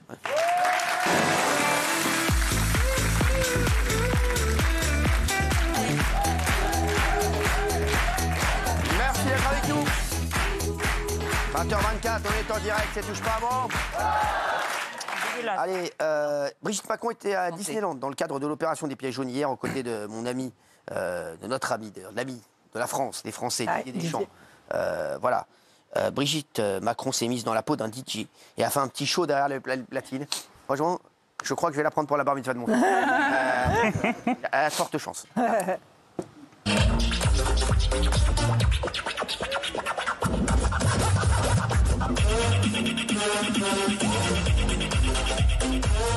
Un maximum de bruit pour elle, s'il vous plaît. En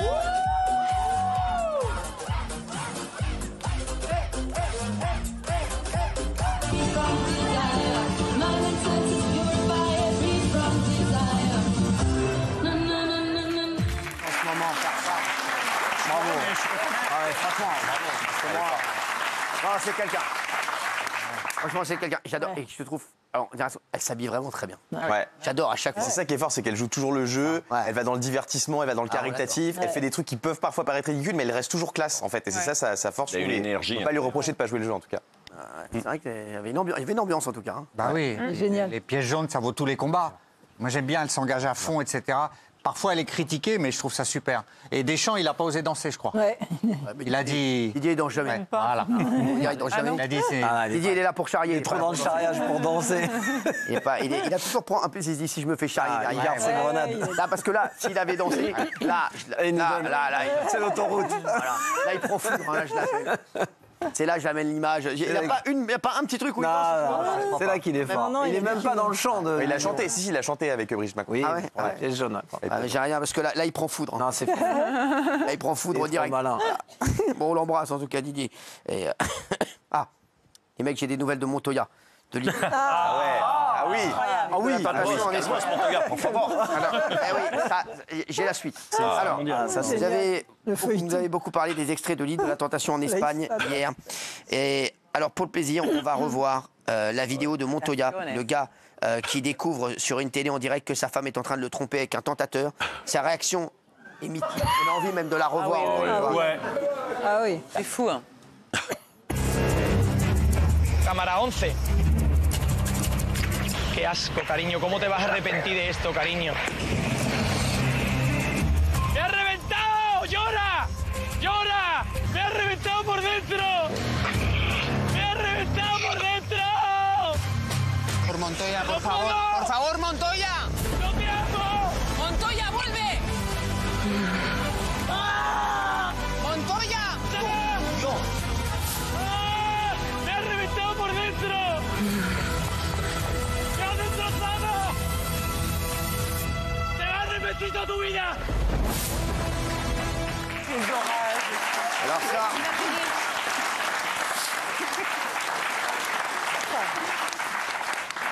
Alors, j'ai la suite des événements. On a le moment où il débarque dans la villa de sa copine. Oh là là. On a le moment. Gourmand. Oui, les chiens. Est-ce que vous pensez savoir ce qui va se passer? Il y a une baston. Il va défoncer le mec. Bagarre, quoi? Bagarre, ouais. Bagarre, moi je le sens pas du tout. Moi je dis qu'il va se mettre à pleurer. Il va se remettre à l'amende, il va repartir en courant dans l'autre sens. Il va se remettre à l'amende, il va repartir en courant dans l'autre sens. C'est possible, hein? Il se dégonfle. C'est possible qu'il se passe Montoya, je ne sens pas. Je ne sens pas l'issue, je sais pas. Oui. Moi, je pense qu'il va les dispatcher déjà. Dispatcher, séparer. Vous comprenez ce que vous dites, vous? Parce que nous, non. Mais oui, mais il va les extraire. Il va les extraire. Les extraire. C'est vrai. On voit la tête de sa copine. le monsieur de la dame. C'est ça. Voilà. Il est bien, lui. Bon. Quoi? Non, il est pas mal, lui. Ah oui, Montoya. Montoya. Ah bah oui, il est pas mal. Il va arriver, il va hurler. Il va hurler, jusqu'à n'en plus pouvoir. Moi je dis qu'il va se faire mettre à l'amende. On va les rejoindre. ¡Me ha destrozado! ¡Me ha arrepentido tu vida! Se están peleando. ¡Me ha destrozado! ¡Ah! Anita. ¡La has cagado como nadie! ¡Farsa! Anita. ¡Suéltame! ¡Me ha destrozado! Que no voy, te lo juro. ¡Sin vergüenza! ¿Por qué? ¿Por qué? ¿Qué dice? ¿Por qué? Tú sabrás por qué. Que no mereces ni una lágrima mía. Yo llorando por ese imbécil. Ah bah dis donc.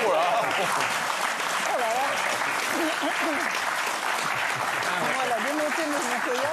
Mais vous voyez le scandale, sa femme le trompe et c'est elle qui l'insulte après. Elle veut l'embrouiller. Mais si. Non, parce que moi, je sais. Il l'a trompé. Oui, il l'a trompé Oui. avant l'émission. Oui, mais c'est bon. Ange. Non, c'est vrai. On se connaît des filles. Toute la salle. On connaît cette théorie. On connaît ça. Alors, lors du feu de camp, la copine de Montoya a aussi découvert des images de son homme. Mais alors, elle, c'est quand même un génie. Il faut savoir qu'avant de s'envoyer en l'air avec le gars, elle se permettait de péter des câbles contre son mec, en fait. Voilà. Parce qu'il avait flirté avec une autre fille. Voilà. Et elle était déjà avec un autre gars. C'est ça, en fait. Donc, Polska savait. Oui, Et voilà. Alors, c'est un peu... Elle lui a rendu la monnaie de sa pied. Mais aussi, avant l'émission, il avait déjà trompé. C'est aussi pour ça qu'elle était dans une optique de vengeance. Exactement. Donc on peut la comprendre. Ça se passe au Cap d'Agde, votre truc.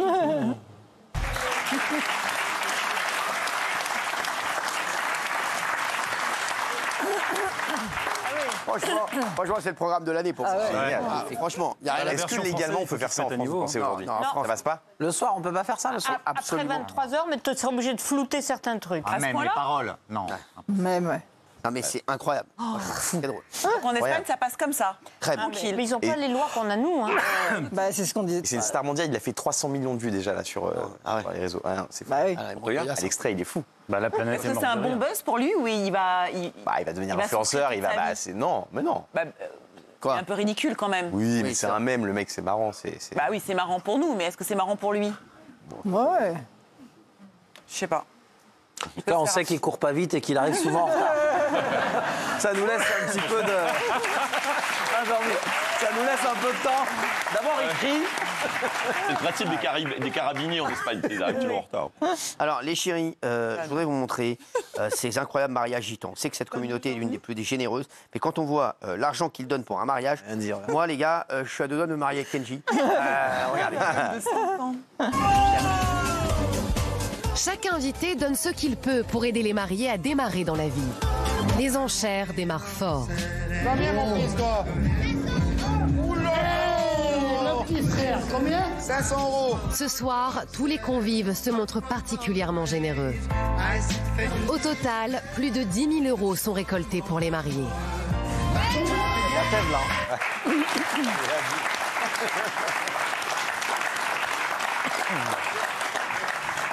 Incroyable. Mais c'est beau, Cyril, parce que c'est une question d'honneur, de fierté, de partage. C'est pas immoral, là?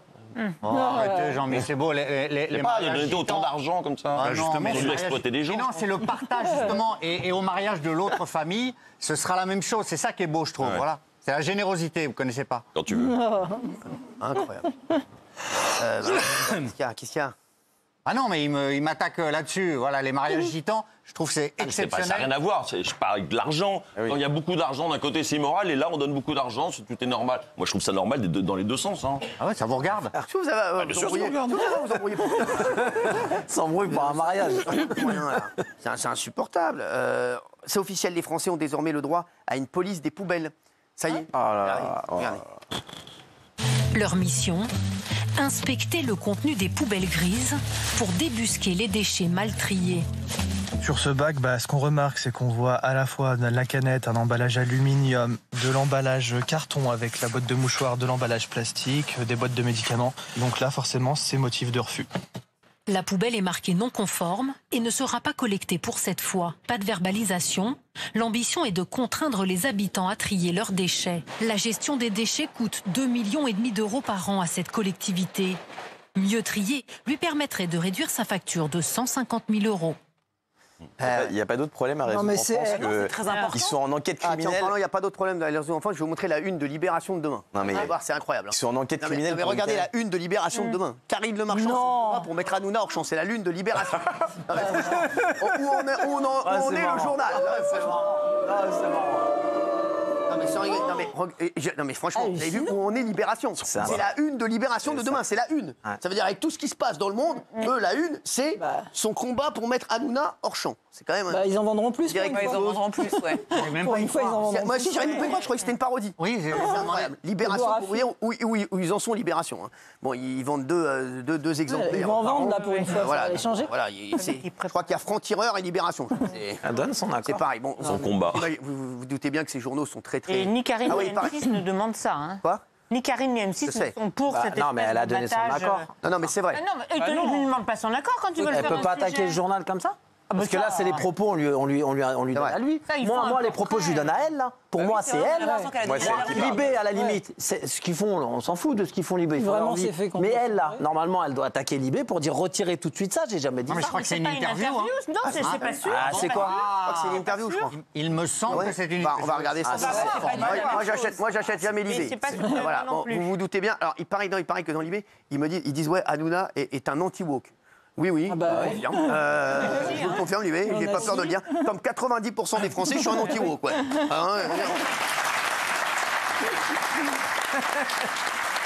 Ok. Non, mais pas tous les woke, quand même. Quoi Si, je suis un anti-woke. Si, vous avez 2-3 espèces Oui, non, je suis protégées en vraiment un plateau. anti-woke. Et vous savez, je dirais qu'une chose, quand la grenouille veut se faire plus grosse que le bœuf. Allez, merci. BFM TV, ils nous apprennent à jeter un pot de yaourt, regardez. Vous êtes le spécialiste français du pot de yaourt et de son recyclage. Il y a un mystère autour du pot de yaourt. On hésite, on tremble devant la poubelle. Alors c'est effectivement étonnant, mais comme tous les emballages, les pots de yaourt, et quel que soit le matériau, se trient et se mettent bien dans le bac jaune. Qu'est-ce qu'on fait du pot de yaourt après l'avoir mangé? Alors effectivement, comme encore une fois, tous les emballages, le tri du pot de yaourt est systématique. Il faut mettre son pot de yaourt vide dans le bac jaune, comme tous les emballages. Mais l'opercule aussi? Alors l'opercule aussi, effectivement, la campagne va jusqu'à ce niveau de détail et faire en sorte de bien séparer l'opercule, mais mettre le pot et son opercule sans laver le pot de yaourt, parce que quelquefois, il peut y avoir ce type d'interrogation. Pas la peine de le laver, pas la peine de le rincer. Encore une fois, le geste doit être simple et systématique. Non mais ils ont fait ça sur BFM à 20h30. Hein. Ça va loin quand même leur connerie. Et après, ils s'étonnent de leur audience. Allez. Il y aurait beaucoup à dire sur le tri, parce qu'en fait, on oblige les Français à trier, ce qui a permis aux grosses sociétés de licencier des gens qui avant étaient payés pour faire le tri dans les centres de tri. Maintenant, c'est les Français qui le font. On a licencié les gens. Tu veux déclencher une marée noire pour faire les embauches? Ils ont une taxe à payer sur les ordures. Et ben du coup, les frontaliers qui viennent travailler en France, je l'ai vu cet été, il y en a beaucoup qui arrivent avec leurs poubelles pour les jeter en France, où il n'y a pas de taxe à payer pour l'instant. Bien sûr, mais même ce qu'on a vu avant, c'est honteux. Ça veut dire qu'ils sont partis dans les pavillons qui ont des poubelles individuelles pour dire on prend pas ta poubelle. Dans les quartiers, dans les cités, dans les grandes tours, quand tout le monde met ses poubelles dans les grands conteneurs, on fait comment? C'est de la discrimination. Celui qui a un pavillon que tu peux surveiller sa poubelle, lui tu vas le taper, tu vas dire je prends pas ta poubelle. Mais dans les immeubles, quand il y a encore les poubelles où tu jettes de chez toi, tu fais comment? Tu fais comment pour savoir s'il a trié lui? Là chez nous, on paye des impôts, payer des gens pour ramasser des poubelles, payer des gens pour trier, comme il a dit Jean-Mi, parce que c'est facile de dire en fait le tri vous-même. Mais en attendant, nous, on vire des gens, parce qu'il y avait des gens qui étaient payés pour faire le tri. C'est facile de faire ça. On paye les impôts, c'est fait pour ça. C'est fait pour ramasser les poubelles, les impôts. Je suis désolé. C'est pas moi qui vais aller directement à l'incinérateur. Calmez-vous, on va pas faire 2 heures sur le poubelle, merci. Je voudrais vous montrer une vidéo qui va pas rassurer les personnes qui ont une phobie de l'avion encore. En pleine tempête, alors qu'il était en plein atterrissage, un avion a frôlé la catastrophe à l'aéroport de Birmingham, en Angleterre. Regardez.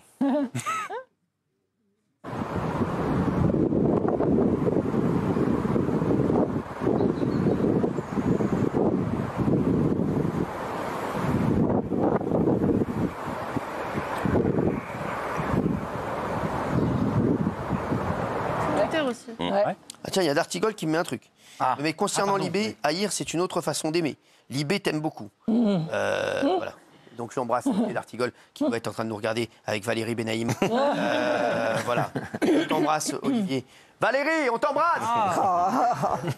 Il reviendra bientôt, hein, Valérie, bien entendu. Voilà, qui essaie de revenir. Ça va mieux en tout cas, Valérie. Elle a eu des petits problèmes, voilà, mais elle va mieux. C'était une opération qui était prévue. Oui. Voilà, c'est pas, voilà, et on l'embrasse en tout cas. Je sais qu'elle nous regarde et elle nous manque. Énormément. Pas toi, Daniel. Voilà, remplacé à la jambe levée. Merci. Tant que je peux la lever. Qu'est-ce qu'il y a? Non, mais je suis très content de te voir aussi. Bah oui. Ouais, te voir en bonne santé, ça me lui souhaite le meilleur. Depuis 40 ans, Robert, il creuse une grotte dans son jardin. Il va où? Alors, il passe environ 5 heures par jour, toute l'année, à travailler dans un gouffre qu'ils ont découvert à Péronne, en Saône-et-Loire. Oui. Voilà, donc c'est son projet. Regardez. Bonjour Robert. Bonjour. Bah dis donc, c'est pas facile de vous trouver, hein. On est à combien de mètres là? Là, on est à 42 mètres. Dites-moi, ces sacs là, c'est toute la terre que vous évacuez? Oui, dans la semaine, on creuse tout 4 fois par jour. Et là, vous êtes parti pour combien d'années encore? Ça fait déjà 40 ans? En marchant bien 10 ans, quoi. Ouais. Là, l'endroit par où on est arrivé, là, c'était bouché aussi? Oui, ben, si j'ai enlevé cette terre, c'est pour trouver le passage. J'ai mis, on va dire, 10-15 ans à faire du marteau-piqueur. Parce qu'à l'époque, je le faisais que le vendredi après-midi. Donc, c'est pour ça que ça a mis du temps.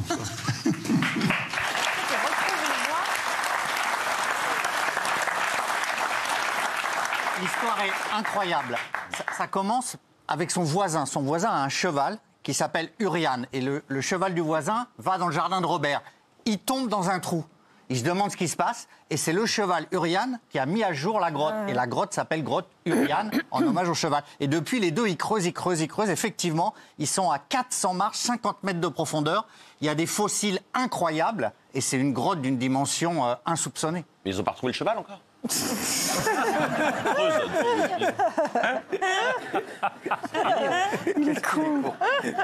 Je voudrais vous montrer les folles images.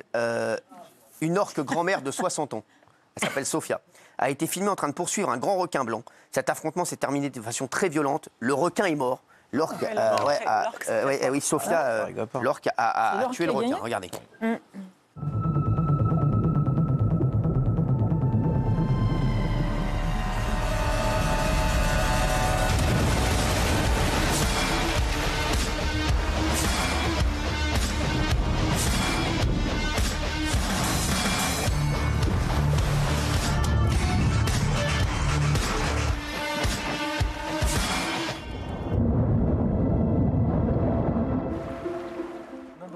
Mais ça, c'est génial.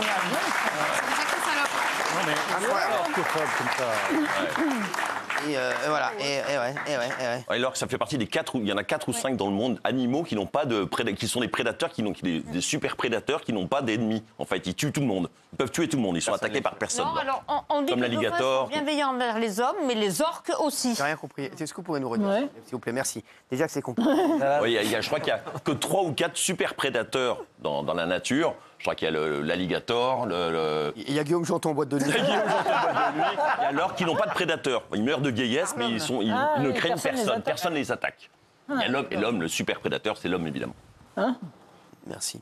J'aime bien, il est intéressant. Non, j'aimerais bien les connaître tous, ces super prédateurs. J'aime beaucoup ce garçon. On va se retrouver dans un instant. Ah, on a du lourd. Il y a Big Laoui et mon ami, il y a Michel Marie qui arrive aussi. Merci d'être avec nous. Merci les chéris, il est 20h49. On est en direct sur C8, c'est Touche pas, Mom. Alors aujourd'hui, il y a eu un truc, il y a eu plein d'articles qui ont dit que j'allais me présenter aux élections en 2027. Tiens, il y a Le Point, par exemple, qui met... Alors, c'est magnifique. Marianne. Cyril Hanouna a peut-être des ambitions politiques, mais l'animateur a certainement aussi besoin de faire monter sa cote alors qu'il quitte bientôt C8. Alors, c'est Erwan Seznec. J'aime beaucoup Erwan, qui travaille bien, c'est Erwan. Monter ma cote, on est premier talk en télé et en radio. Je pense qu'on sera pas loin bientôt d'être dans le premier ou deuxième ou troisième l'après-midi, alors qu'on est parti 18e. Mais bon, monter ma cote, bon, ça c'est encore les journalistes qui font leur travail, comme moi je me cure le nez. Merci. Tiens, alors bon, déjà, donc là il y a lui, il y a Marianne aussi, tiens, Marianne. Les premiers à sortir l'info. Exactement, Marianne c'est les premiers à sortir l'info. Voilà. Cyril Hanouna songe à l'élection présidentielle, ce qu'ils ont dit. Coup de tonnerre aux pitreries. Pitrerie, c'est un mot que j'ai pas entendu depuis 85. Voilà, donc ils disent ça. Ah, et donc dedans, il dit et ils sont très sympas. Et à un moment, il y a Christophe Barbier qui parle. Vous savez, j'avais écrit un livre avec Christophe Barbier, je l'ai lu 2-3 fois, très sympa, Christophe Barbier. Et il dit, il n'a pas le caractère d'un Bernard Tapie qui était un buffle, lui c'est un ourson. Ça fait longtemps qu'il n'a pas dormi avec un ourson. Christophe Barbier, je l'adore, mais il est tellement gentil dans ses analyses à chaque fois. Je l'aime beaucoup, Christophe. Mais c'est vrai qu'il est un petit peu naïf. Voilà, mais je l'aime bien quand même. Il est naïf, mais c'est pour ça que je l'aime bien en plus. J'aime bien la naïveté, moi. Des gens, ça manque les gens naïfs. On en a besoin. En vrai, on en a besoin. Je vous jure que c'est vrai. Et bravo à lui, ça fait plaisir. Non, mais c'est vrai, bah oui. Pas. Ah oui, ça fait plaisir. Votre modèle, c'est Zelensky? Non. BP Gris. Non, mais c'est pas grave. Parce qu'ils viennent de la télé. Il n'y a pas que, parce qu'il a fait de la télé, etc. Expliquez-lui. Ouais, il a fait de la télé. C'est un humoriste. Zelensky, tu vois le parallèle ou pas? Non, mais il avait fait de la télé avant. Un humoriste. Voilà, donc un humoriste qui se présente à la présidentielle et qui gagne derrière, c'est pour ça.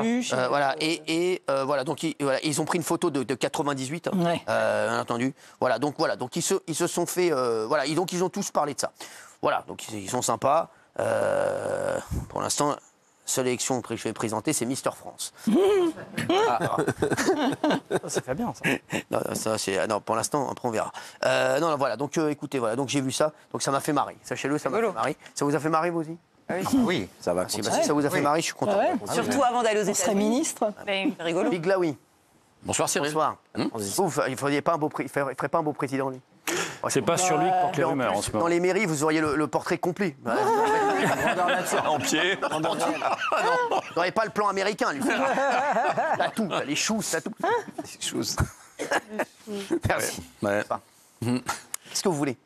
Je sais pas. Vous savez qu'il y a ce matin, on a Paulus Ulizer. Ah oui, merde. Il a dévissé. Non, mais c'est un. J'adore Paul Lourd.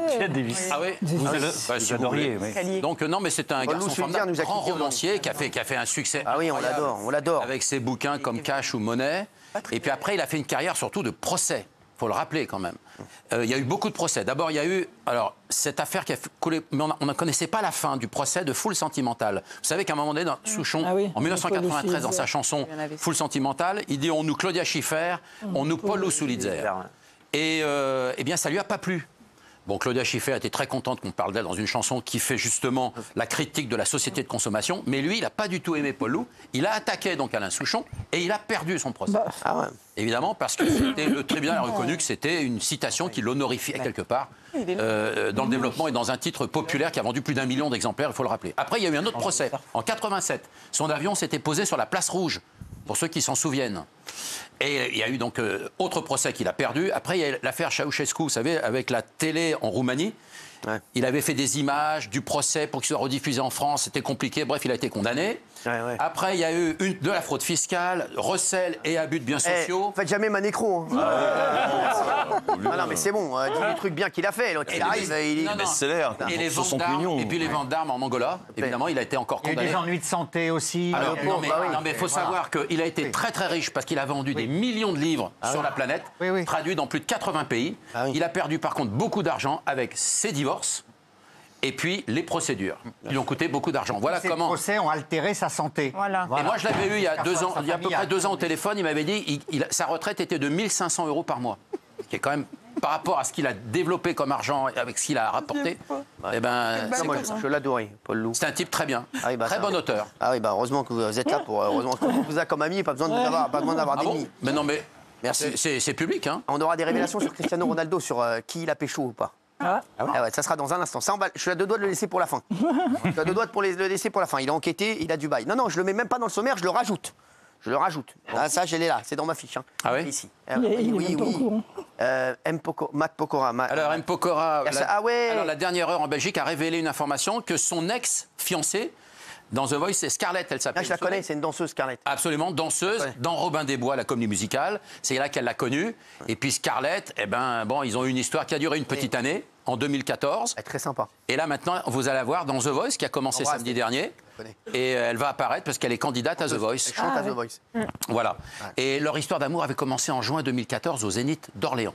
Exactement. Pendant la représentation de Robin des Bois. Voilà, Robin des Bois. Bon, on sait que maintenant il est marié, il a 2 enfants avec Christian. On peut toujours rester amis. Christina.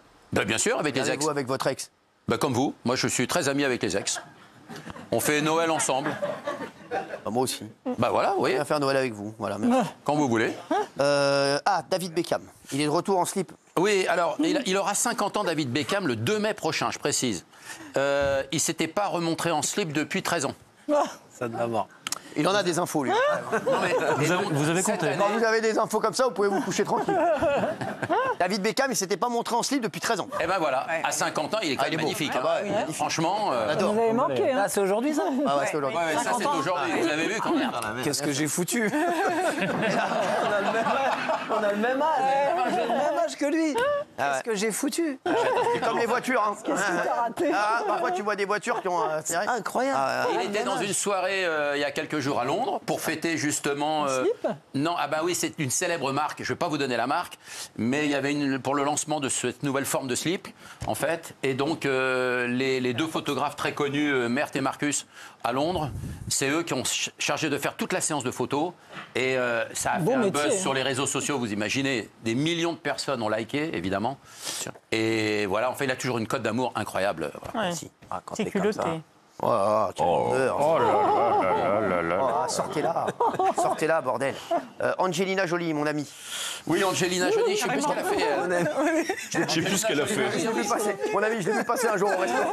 Alors justement, quand vous l'avez vu... Mon ami, je l'ai vu passer un jour au restaurant. Alors, est-ce que vous avez regardé, quand vous l'avez vu au restaurant, son omoplate gauche? Non. Parce que... Excusez-moi, vous arrêtez jamais. Non, parce qu'elle a toujours des robes très, très décolletées. Et si vous faites attention à son omoplate, vous êtes passé derrière elle, je pense, à un moment donné. Hein. En filature, ils étaient au restaurant. Et donc, en fait, elle a un tatouage. On dit des conneries. Un texte en khmer, c'est une prière d'ailleurs. Oui, le cambodgien. En Cambodge, c'est la langue du Cambodge, évidemment. Donc, et en fait, on apprend que cette semaine, et ils disent hier, quoi qu'elle s'installe au Cambodge. Elle a déjà une maison depuis 20 ans au Cambodge. Elle est fan du Cambodge depuis des années. Elle s'installe là-bas. Qu'est-ce que vous dites? Le fils qu'elle a. Angelina Jolie se barre au Cambodge.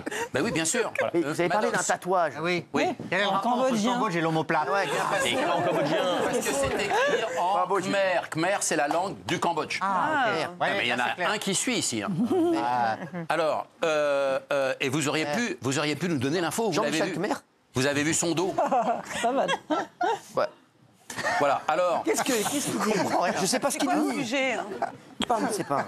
Angelina Jolie va au Cambodge. Bien sûr, c'est une amie. Malika Ménard, l'ancienne Miss France. Oui, alors Malika Ménard, Miss France 2010. 38 ans cette année et enceinte de son premier enfant. Alors elle est tombée amoureuse de Karim, un belgeo-marocain. Elle vit d'ailleurs à Casablanca et qui lui est déjà à 6 enfants. Et donc ça va faire son 7e enfant. Enfin, ils sont très heureux de cette grande famille recomposée. Ah ouais. Elle attend cet événement. Je pense que c'est pour avril ou mai. Bah faites le calcul. Bah, on n'a pas complètement la date de conception. Faut vraiment, on n'est pas suffisamment intime pour connaître la date. On sait que c'est à la fin du printemps, quoi. Comment vous le savez, vous? Vous êtes au courant? Ah non, je sais. Vous êtes au courant de la date? Elle s'était mariée, là, il n'y a pas longtemps. Ah oui, elle s'était mariée. Elle est très amoureuse, en tout cas. Généralement, tous les bonheurs arrivent. Elle est très amoureuse. Hein. Ouais, mais enfin, il y a des mariages qui durent pas. Elle vient de se marier, elle ne peut pas le blairer. Ça arrive rarement, ça. C'est pas possible.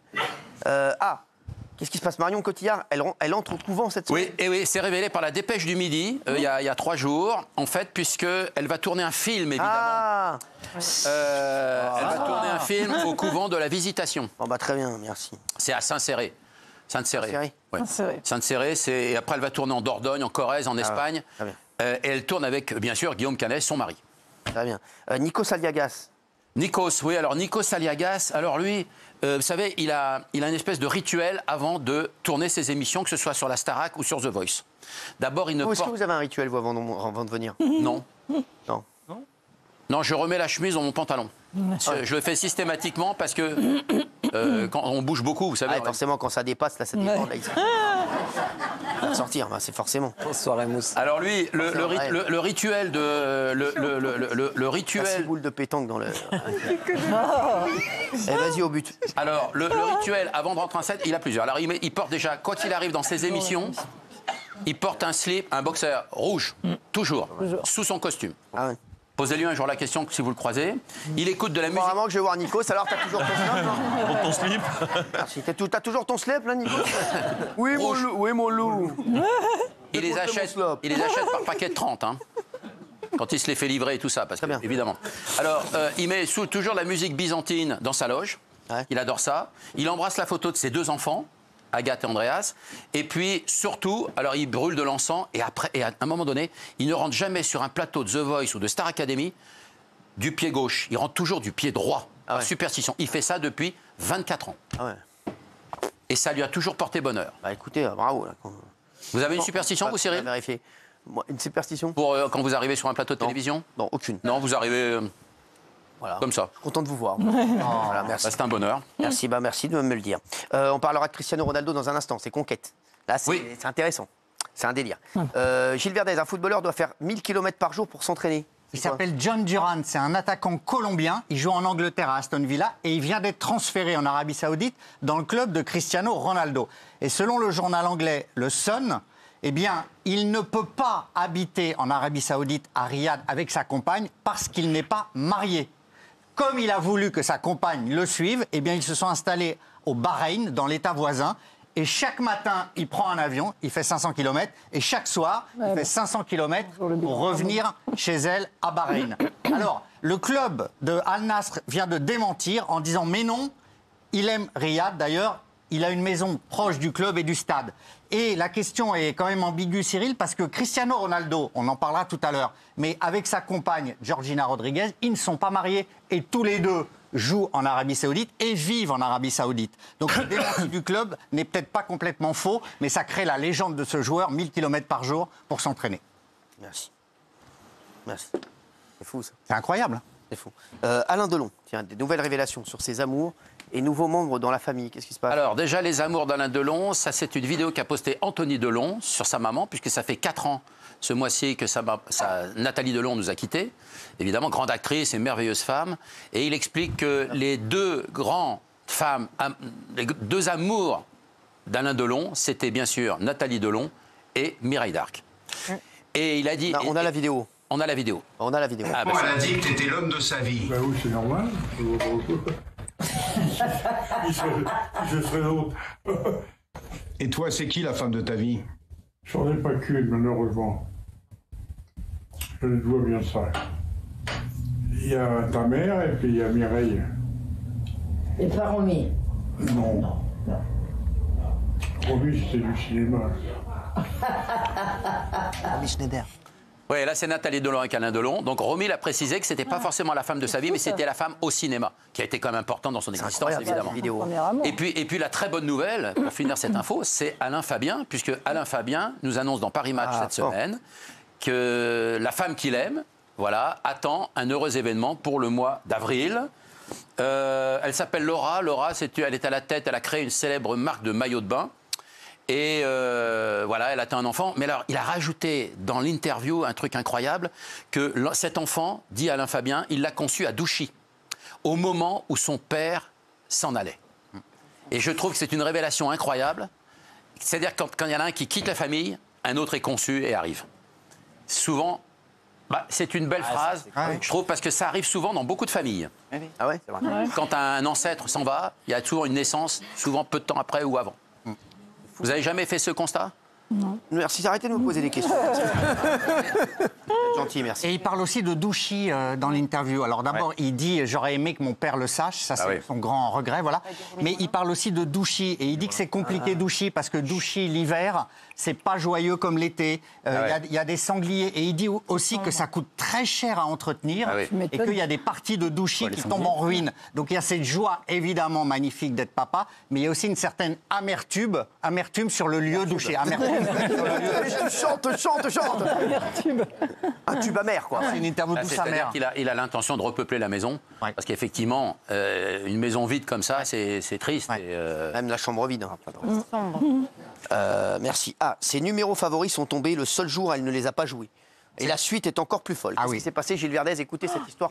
Cette femme est incroyable. Alors, elle ne donne pas son nom, elle veut rester anonyme. On sait juste qu'elle habite dans les Hauts-de-Seine. C'est une joueuse non pas compulsive, mais habituelle des jeux de tirage de la Française des Jeux. Donc, elle joue depuis des années les mêmes chiffres qui correspondent à des dates anniversaires. Je vais vous donner ces chiffres parce qu'ils ont leur importance. Le 1, le 3, le 4, le 21, le 29 et les étoiles, le 2 et le 7. Elle les joue tout le temps. Mais un jour, il y a quelques années, elle travaille trop, elle a une journée chargée, compliquée, elle oublie de jouer. Et le jackpot tombe. Elle dit j'ai oublié de jouer et ces numéros-là lui auraient rapporté une fortune. C'est pas grave, elle retente sa chance. Et le 17 décembre dernier, elle rejoue les mêmes numéros et elle gagne 77 millions d'euros. 77 millions d'euros. 77 557. C'est elle là, c'est elle? Non, elle est cachée. C'est drôle. Incroyable. C'est rare que les mêmes numéros sortent deux fois. C'est incroyable. Et elle dit je devais gagner. Et sa famille a dit si quelqu'un mérite de gagner, c'est elle. Parce qu'elle ne s'est pas arrêter de jouer malgré le premier désespoir. 77 buts. 77 millions. Alors elle est passionnée d'art, elle va acheter des œuvres, voyager en Asie et évidemment combler sa famille. C'est pas immoral. Elle va pas reverser. Ça va, elle a exploité personne. Tout va. Merci, c'est bon. Oui, il faut qu'elle partage. Fête, alcool, drogue, les folles. Alors ça, incroyable. Les folles révélations sur les députés français. On va en parler dans un instant. Juste avant, après, on parlera aussi de Cristiano Ronaldo. Mais juste, qu'est-ce qui se passe? Vous voulez encore reparler de Caroline Margeridon? Vous l'aimez bien? Oui, je voulais vous en parler parce que... C'est une belle femme, elle, pour vous. C'est vrai? Mais elle est tombée amoureuse récemment. D'ailleurs, elle a eu des gros problèmes parce qu'aujourd'hui, on utilise beaucoup sa photo sur les sites de rencontres. Il y a 11 annonces. Sur tous les sites de rencontres. Alors, elle a dû intervenir et mettre un post, elle aussi, pour dire, écoutez, ça n'est pas moi, c'est d'autres personnes qui se font passer pour moi, mais ce n'est pas moi qui lance des annonces pour chercher un homme, puisque j'ai enfin trouvé l'amour, a-t-elle révélé, et donc je ne cherche plus d'homme, etc. Mais, attention, sur les mêmes sites de rencontres, on voit beaucoup Sébastien Coé, qui passe des annonces, c'est bidon à mon avis, c'est des pièges, évidemment, et Julien Doré. Et d'ailleurs, mademoiselle Picard, c'est une fille qui est tombée dans... Non, pas les surgelés. Non. Mademoiselle Picard, elle est tombée dans le piège de Julien Doré. C'est qui? C'est une fille qui est tombée dans le piège. Elle a fait une déclaration d'amour à Julien Doré, pensant que c'était le vrai Julien Doré. Oui. Et puis malheureusement... Et en fait, c'était Brad Pitt. Non. Oh, bah non. Non. Mais attention, aux États-Unis, il se passe l'inverse. Parce que Sharon Stone, par exemple, qui a inscrite, elle, réellement, la vraie Sharon Stone, sur les sites de rencontres. Et nous, la vraie Danielle Moreau, c'est la vraie aussi. C'est sûr. Eh bien, ça bouge pas d'un iota. Merci. Aux États-Unis, on a fait l'inverse. C'est-à-dire qu'on l'a rayée des listes, pensant que c'était une fausse Sharon Stone. Ah ouais. Alors elle veut trouver l'amour. Mais on la raye des sites de rencontres à chaque fois, pensant que c'est la fausse. J'avais dit 3 fois. Mais donc, parce que des fois, vous n'êtes pas attentif. Vous avez raison. Bravo, Fabien. Bravo. Merci. Faites alcool, drogue, les folles révélations sur les députés français. Ah oui, il y a une longue enquête, un tabou. Et après, on va vous dire Cristiano Ronaldo. Je ne sais pas si c'est vrai ce qu'il va nous dire, mais c'est incroyable parce que je ne savais pas qu'il avait... Vérifié. Il avait eu des bails avec ces 2 personnes. Il va nous dire 2 personnes avec qui il a eu des bails. C'est chaud. Ah ouais, carrément. Mais non, c'est étonnant. Alors un tabou est tombé après une grande enquête aujourd'hui, notamment de France Info, sur la drogue et l'alcool à l'Assemblée. Il y a des témoignages saisissants de conseillers. Donc je vous en cite un qui parle d'un ancien député qu'il a bien connu et qui est tombé dans la consommation d'une drogue de synthèse, la 3-MMC. Donc il dit de ce député, son rythme de prise s'est accéléré. Le lundi, il était guilleret. Le mardi, ça allait. Le mercredi et le jeudi, il était exécrable. Le vendredi, il était au fond du trou. À partir de septembre 2023, ce n'est plus tenable. Tout le monde s'en rend compte. On me dit, il est rouge, il transpire. Qu'est-ce qu'il prend? Alors, la 3-MMC, c'est une poudre de synthèse très dangereuse, etc. L'affaire arrive aux oreilles du groupe parlementaire. L'élu est convoqué pour des explications. Mais c'est étouffé. Il dit, je vais me soigner. On dit qu'il n'aurait plus rien touché depuis. Mais c'est pas sûr. Un autre parlementaire de gauche raconte qu'il a vu un député prendre de la drogue dans les toilettes lors d'une session de nuit à l'Assemblée. Ouais. Je l'ai entendu se faire un rail de coke. Personne... Elle est belle, la France. Personne ne parle de Après, il vient de nous donner des leçons. C'est Gugus.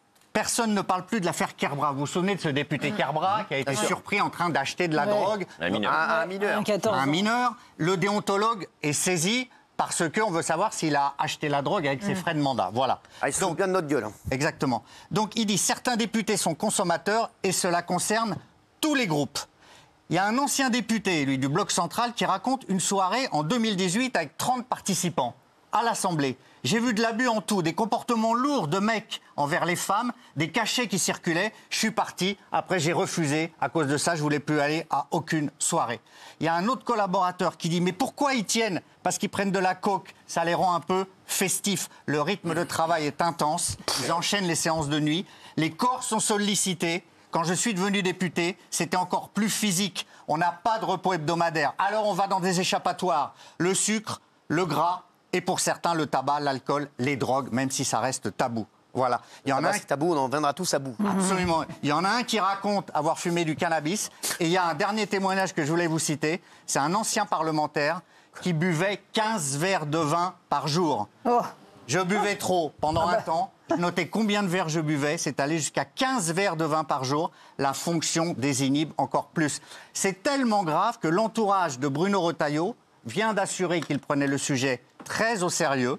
On a conscience qu'il y a un problème. Nous n'avons pas de remontée spécifique, mais des bruits persistants circulent sur le fait que la drogue est là à l'Assemblée nationale. Et il y aura également des soirées extrêmement festives avec de la drogue hors de l'Assemblée nationale par des gens de l'Assemblée nationale. Donc là, Cyril, c'est quand même une affaire très grave. Ah ouais. Cocaïne, alcool... Ça veut gouverner la France. Et non, mais surtout que le gouvernement veut lutter contre le trafic de drogue, c'est une des priorités. Contre les consommateurs. Et on va parler d'une autre histoire, vraiment qui m'a rendu fou. L'homme qui a massacré sa victime en pleine rue, on avait vu la vidéo, avait déjà tué quelqu'un, mais il avait été déclaré irresponsable. Il est irresponsable, mais il est dehors. Encore des gaz, cet abruti. Je ne sais pas si vous aviez montré la vidéo, mais la vidéo est absolument ignoble. On voit un homme de 27 ans se faire larder une vingtaine de coups de couteau en plein milieu de la rue. C'était à Livry-Gargan, donc lundi soir. Écoutez cette histoire, vous allez voir. Effectivement, l'auteur présumé avait été rapidement interpellé sur les lieux. Et en fait, cet homme effectivement un lourd passif. Il avait tué quelqu'un 10 ans plus tôt. J'allais dire de manière presque aussi sauvage, puisque là, c'était une affaire de cigarettes refusées. Et il avait tué à bout portant, en lui tirant dessus, un père de famille, un père de 2 enfants, qui était mort presque sur le coup. À ce moment-là, vous allez me dire, mais qu'est-ce qu'il faisait dehors? Pourquoi il n'était pas en prison 10 ans plus tard? Ce qui s'est passé, c'est qu'il avait probablement déjà à l'époque des problèmes psychiatriques. Alors c'est Soufiane O, poursuivi pour meurtre, a été déclaré irresponsable pénalement par la Chambre de l'instruction de Paris le 21 novembre 2017. Moi, vous voyez cette chambre de l'instruction là, qui a déclaré irresponsable. Vous imaginez la famille là, qui lit ça Alors Cyril, non mais ça c'est possible, mais pourquoi il est sorti de l'asile psychiatrique? Voilà, la question c'est que vous dites que quelqu'un est responsable pénalement, vous ne le jugez pas. C'est ça. Vous ne l'envoyez pas en prison, mais vous l'envoyez en asile psychiatrique. Et l'ennui, c'est qu'il en est ressorti et qu'on sait qu'effectivement, pour ressortir d'un asile psychiatrique, il faut que 2 psychiatres, 2 médecins disent on est d'accord, il peut sortir maintenant. Ce sont les responsables. Oui, ce sont les responsables. Et ce que je veux dire, c'est que c'est pas forcément la justice. Non, ou alors il y a effectivement. J'ai dit c'est ceux qui l'ont laissé dehors. Mais la justice devrait suivre ce qui se passe derrière en asile psychiatrique pour être sûr que ça ne crée pas un nouveau. Incroyable. Et c'est pas la seule chose. Donc on sait qu'il n'avait pas pu être jugé, mais en 2012, de la même manière, alors heureusement à l'époque il n'y avait pas eu mort d'homme, il avait été accusé dans une affaire de violence. Et là encore, il avait été jugé irresponsable pénalement. 3 ans après, il avait pu encore recommencer. C'est un vrai problème, le traitement des personnes qui ont des troubles psychiatriques. Incroyable. Et bravo à ces 2 médecins. Bravo à eux. Et pour les familles des victimes, c'est incompréhensible de leur dire que les personnes n'ont pas en prison. Mais ça, vous voulez que je vous dise, je connais ça. C'est de la naïveté. Je connais ça. L'angélisme. Mais oui, mais parce que les mecs, je connais, ils jouent un rôle, ils vont se présenter devant les médecins, et c'est de l'incompétence. Vous croyez pas? Oui, mais c'est pour ça que pour moi, il n'est pas irresponsable, parce qu'il sait faire, il sait faire le mec bien devant des psys. Donc pour vous dire, donc il n'est pas irresponsable, il est tout à fait responsable. C'est juste un mec qui n'a rien à faire dans notre société. Là, ce qui va être intéressant, c'est de savoir si pour le crime qu'il vient de commettre, est-ce qu'on va encore le juger responsable pénalement, ou est-ce que la justice peut-être que là, on est peut-être allé un peu loin, on va peut-être le juger cette fois-ci. Il est taré ou il l'est pas, je veux dire, c'est pas en fonction. Non, mais c'est insupportable. C'est aussi en fonction du moment où il a commis les faits. Pour moi, j'ai pas envie de demande à ce mec-là. J'en ai rien à foutre de ce mec-là, je vous le dis. J'en ai rien à foutre. Pour moi, il a tué un innocent là il y a 2 jours. Voilà, je vous le dis, ça ne reste pas de le soigner. Excusez-moi. Pour moi, il doit être mis en dehors de la société. C'est-à-dire que si vous le mettez en prison, on n'est pas là pour faire un débat. Merci. On verra ça demain. Il sera moins dangereux en prison qu'à l'extérieur, je pense. Il sera plus dangereux en prison que dans un asile psychiatrique. Non, il sera plus dangereux. Pour les détenus, s'il est taré. Les futures victimes. Au moins, les surveillants, ils sont armés dans les prisons quand même. Oui, ça c'est vrai. Merci. Allez, Cristiano Ronaldo, je propose que vous le fassiez demain. Si vous voulez. Ah ouais, moi aussi j'attendais. Ah oui. Comme ça vous fera revenir demain. Voilà, allez. Merci à tous. Bien vu. Demain, je vous embrasse.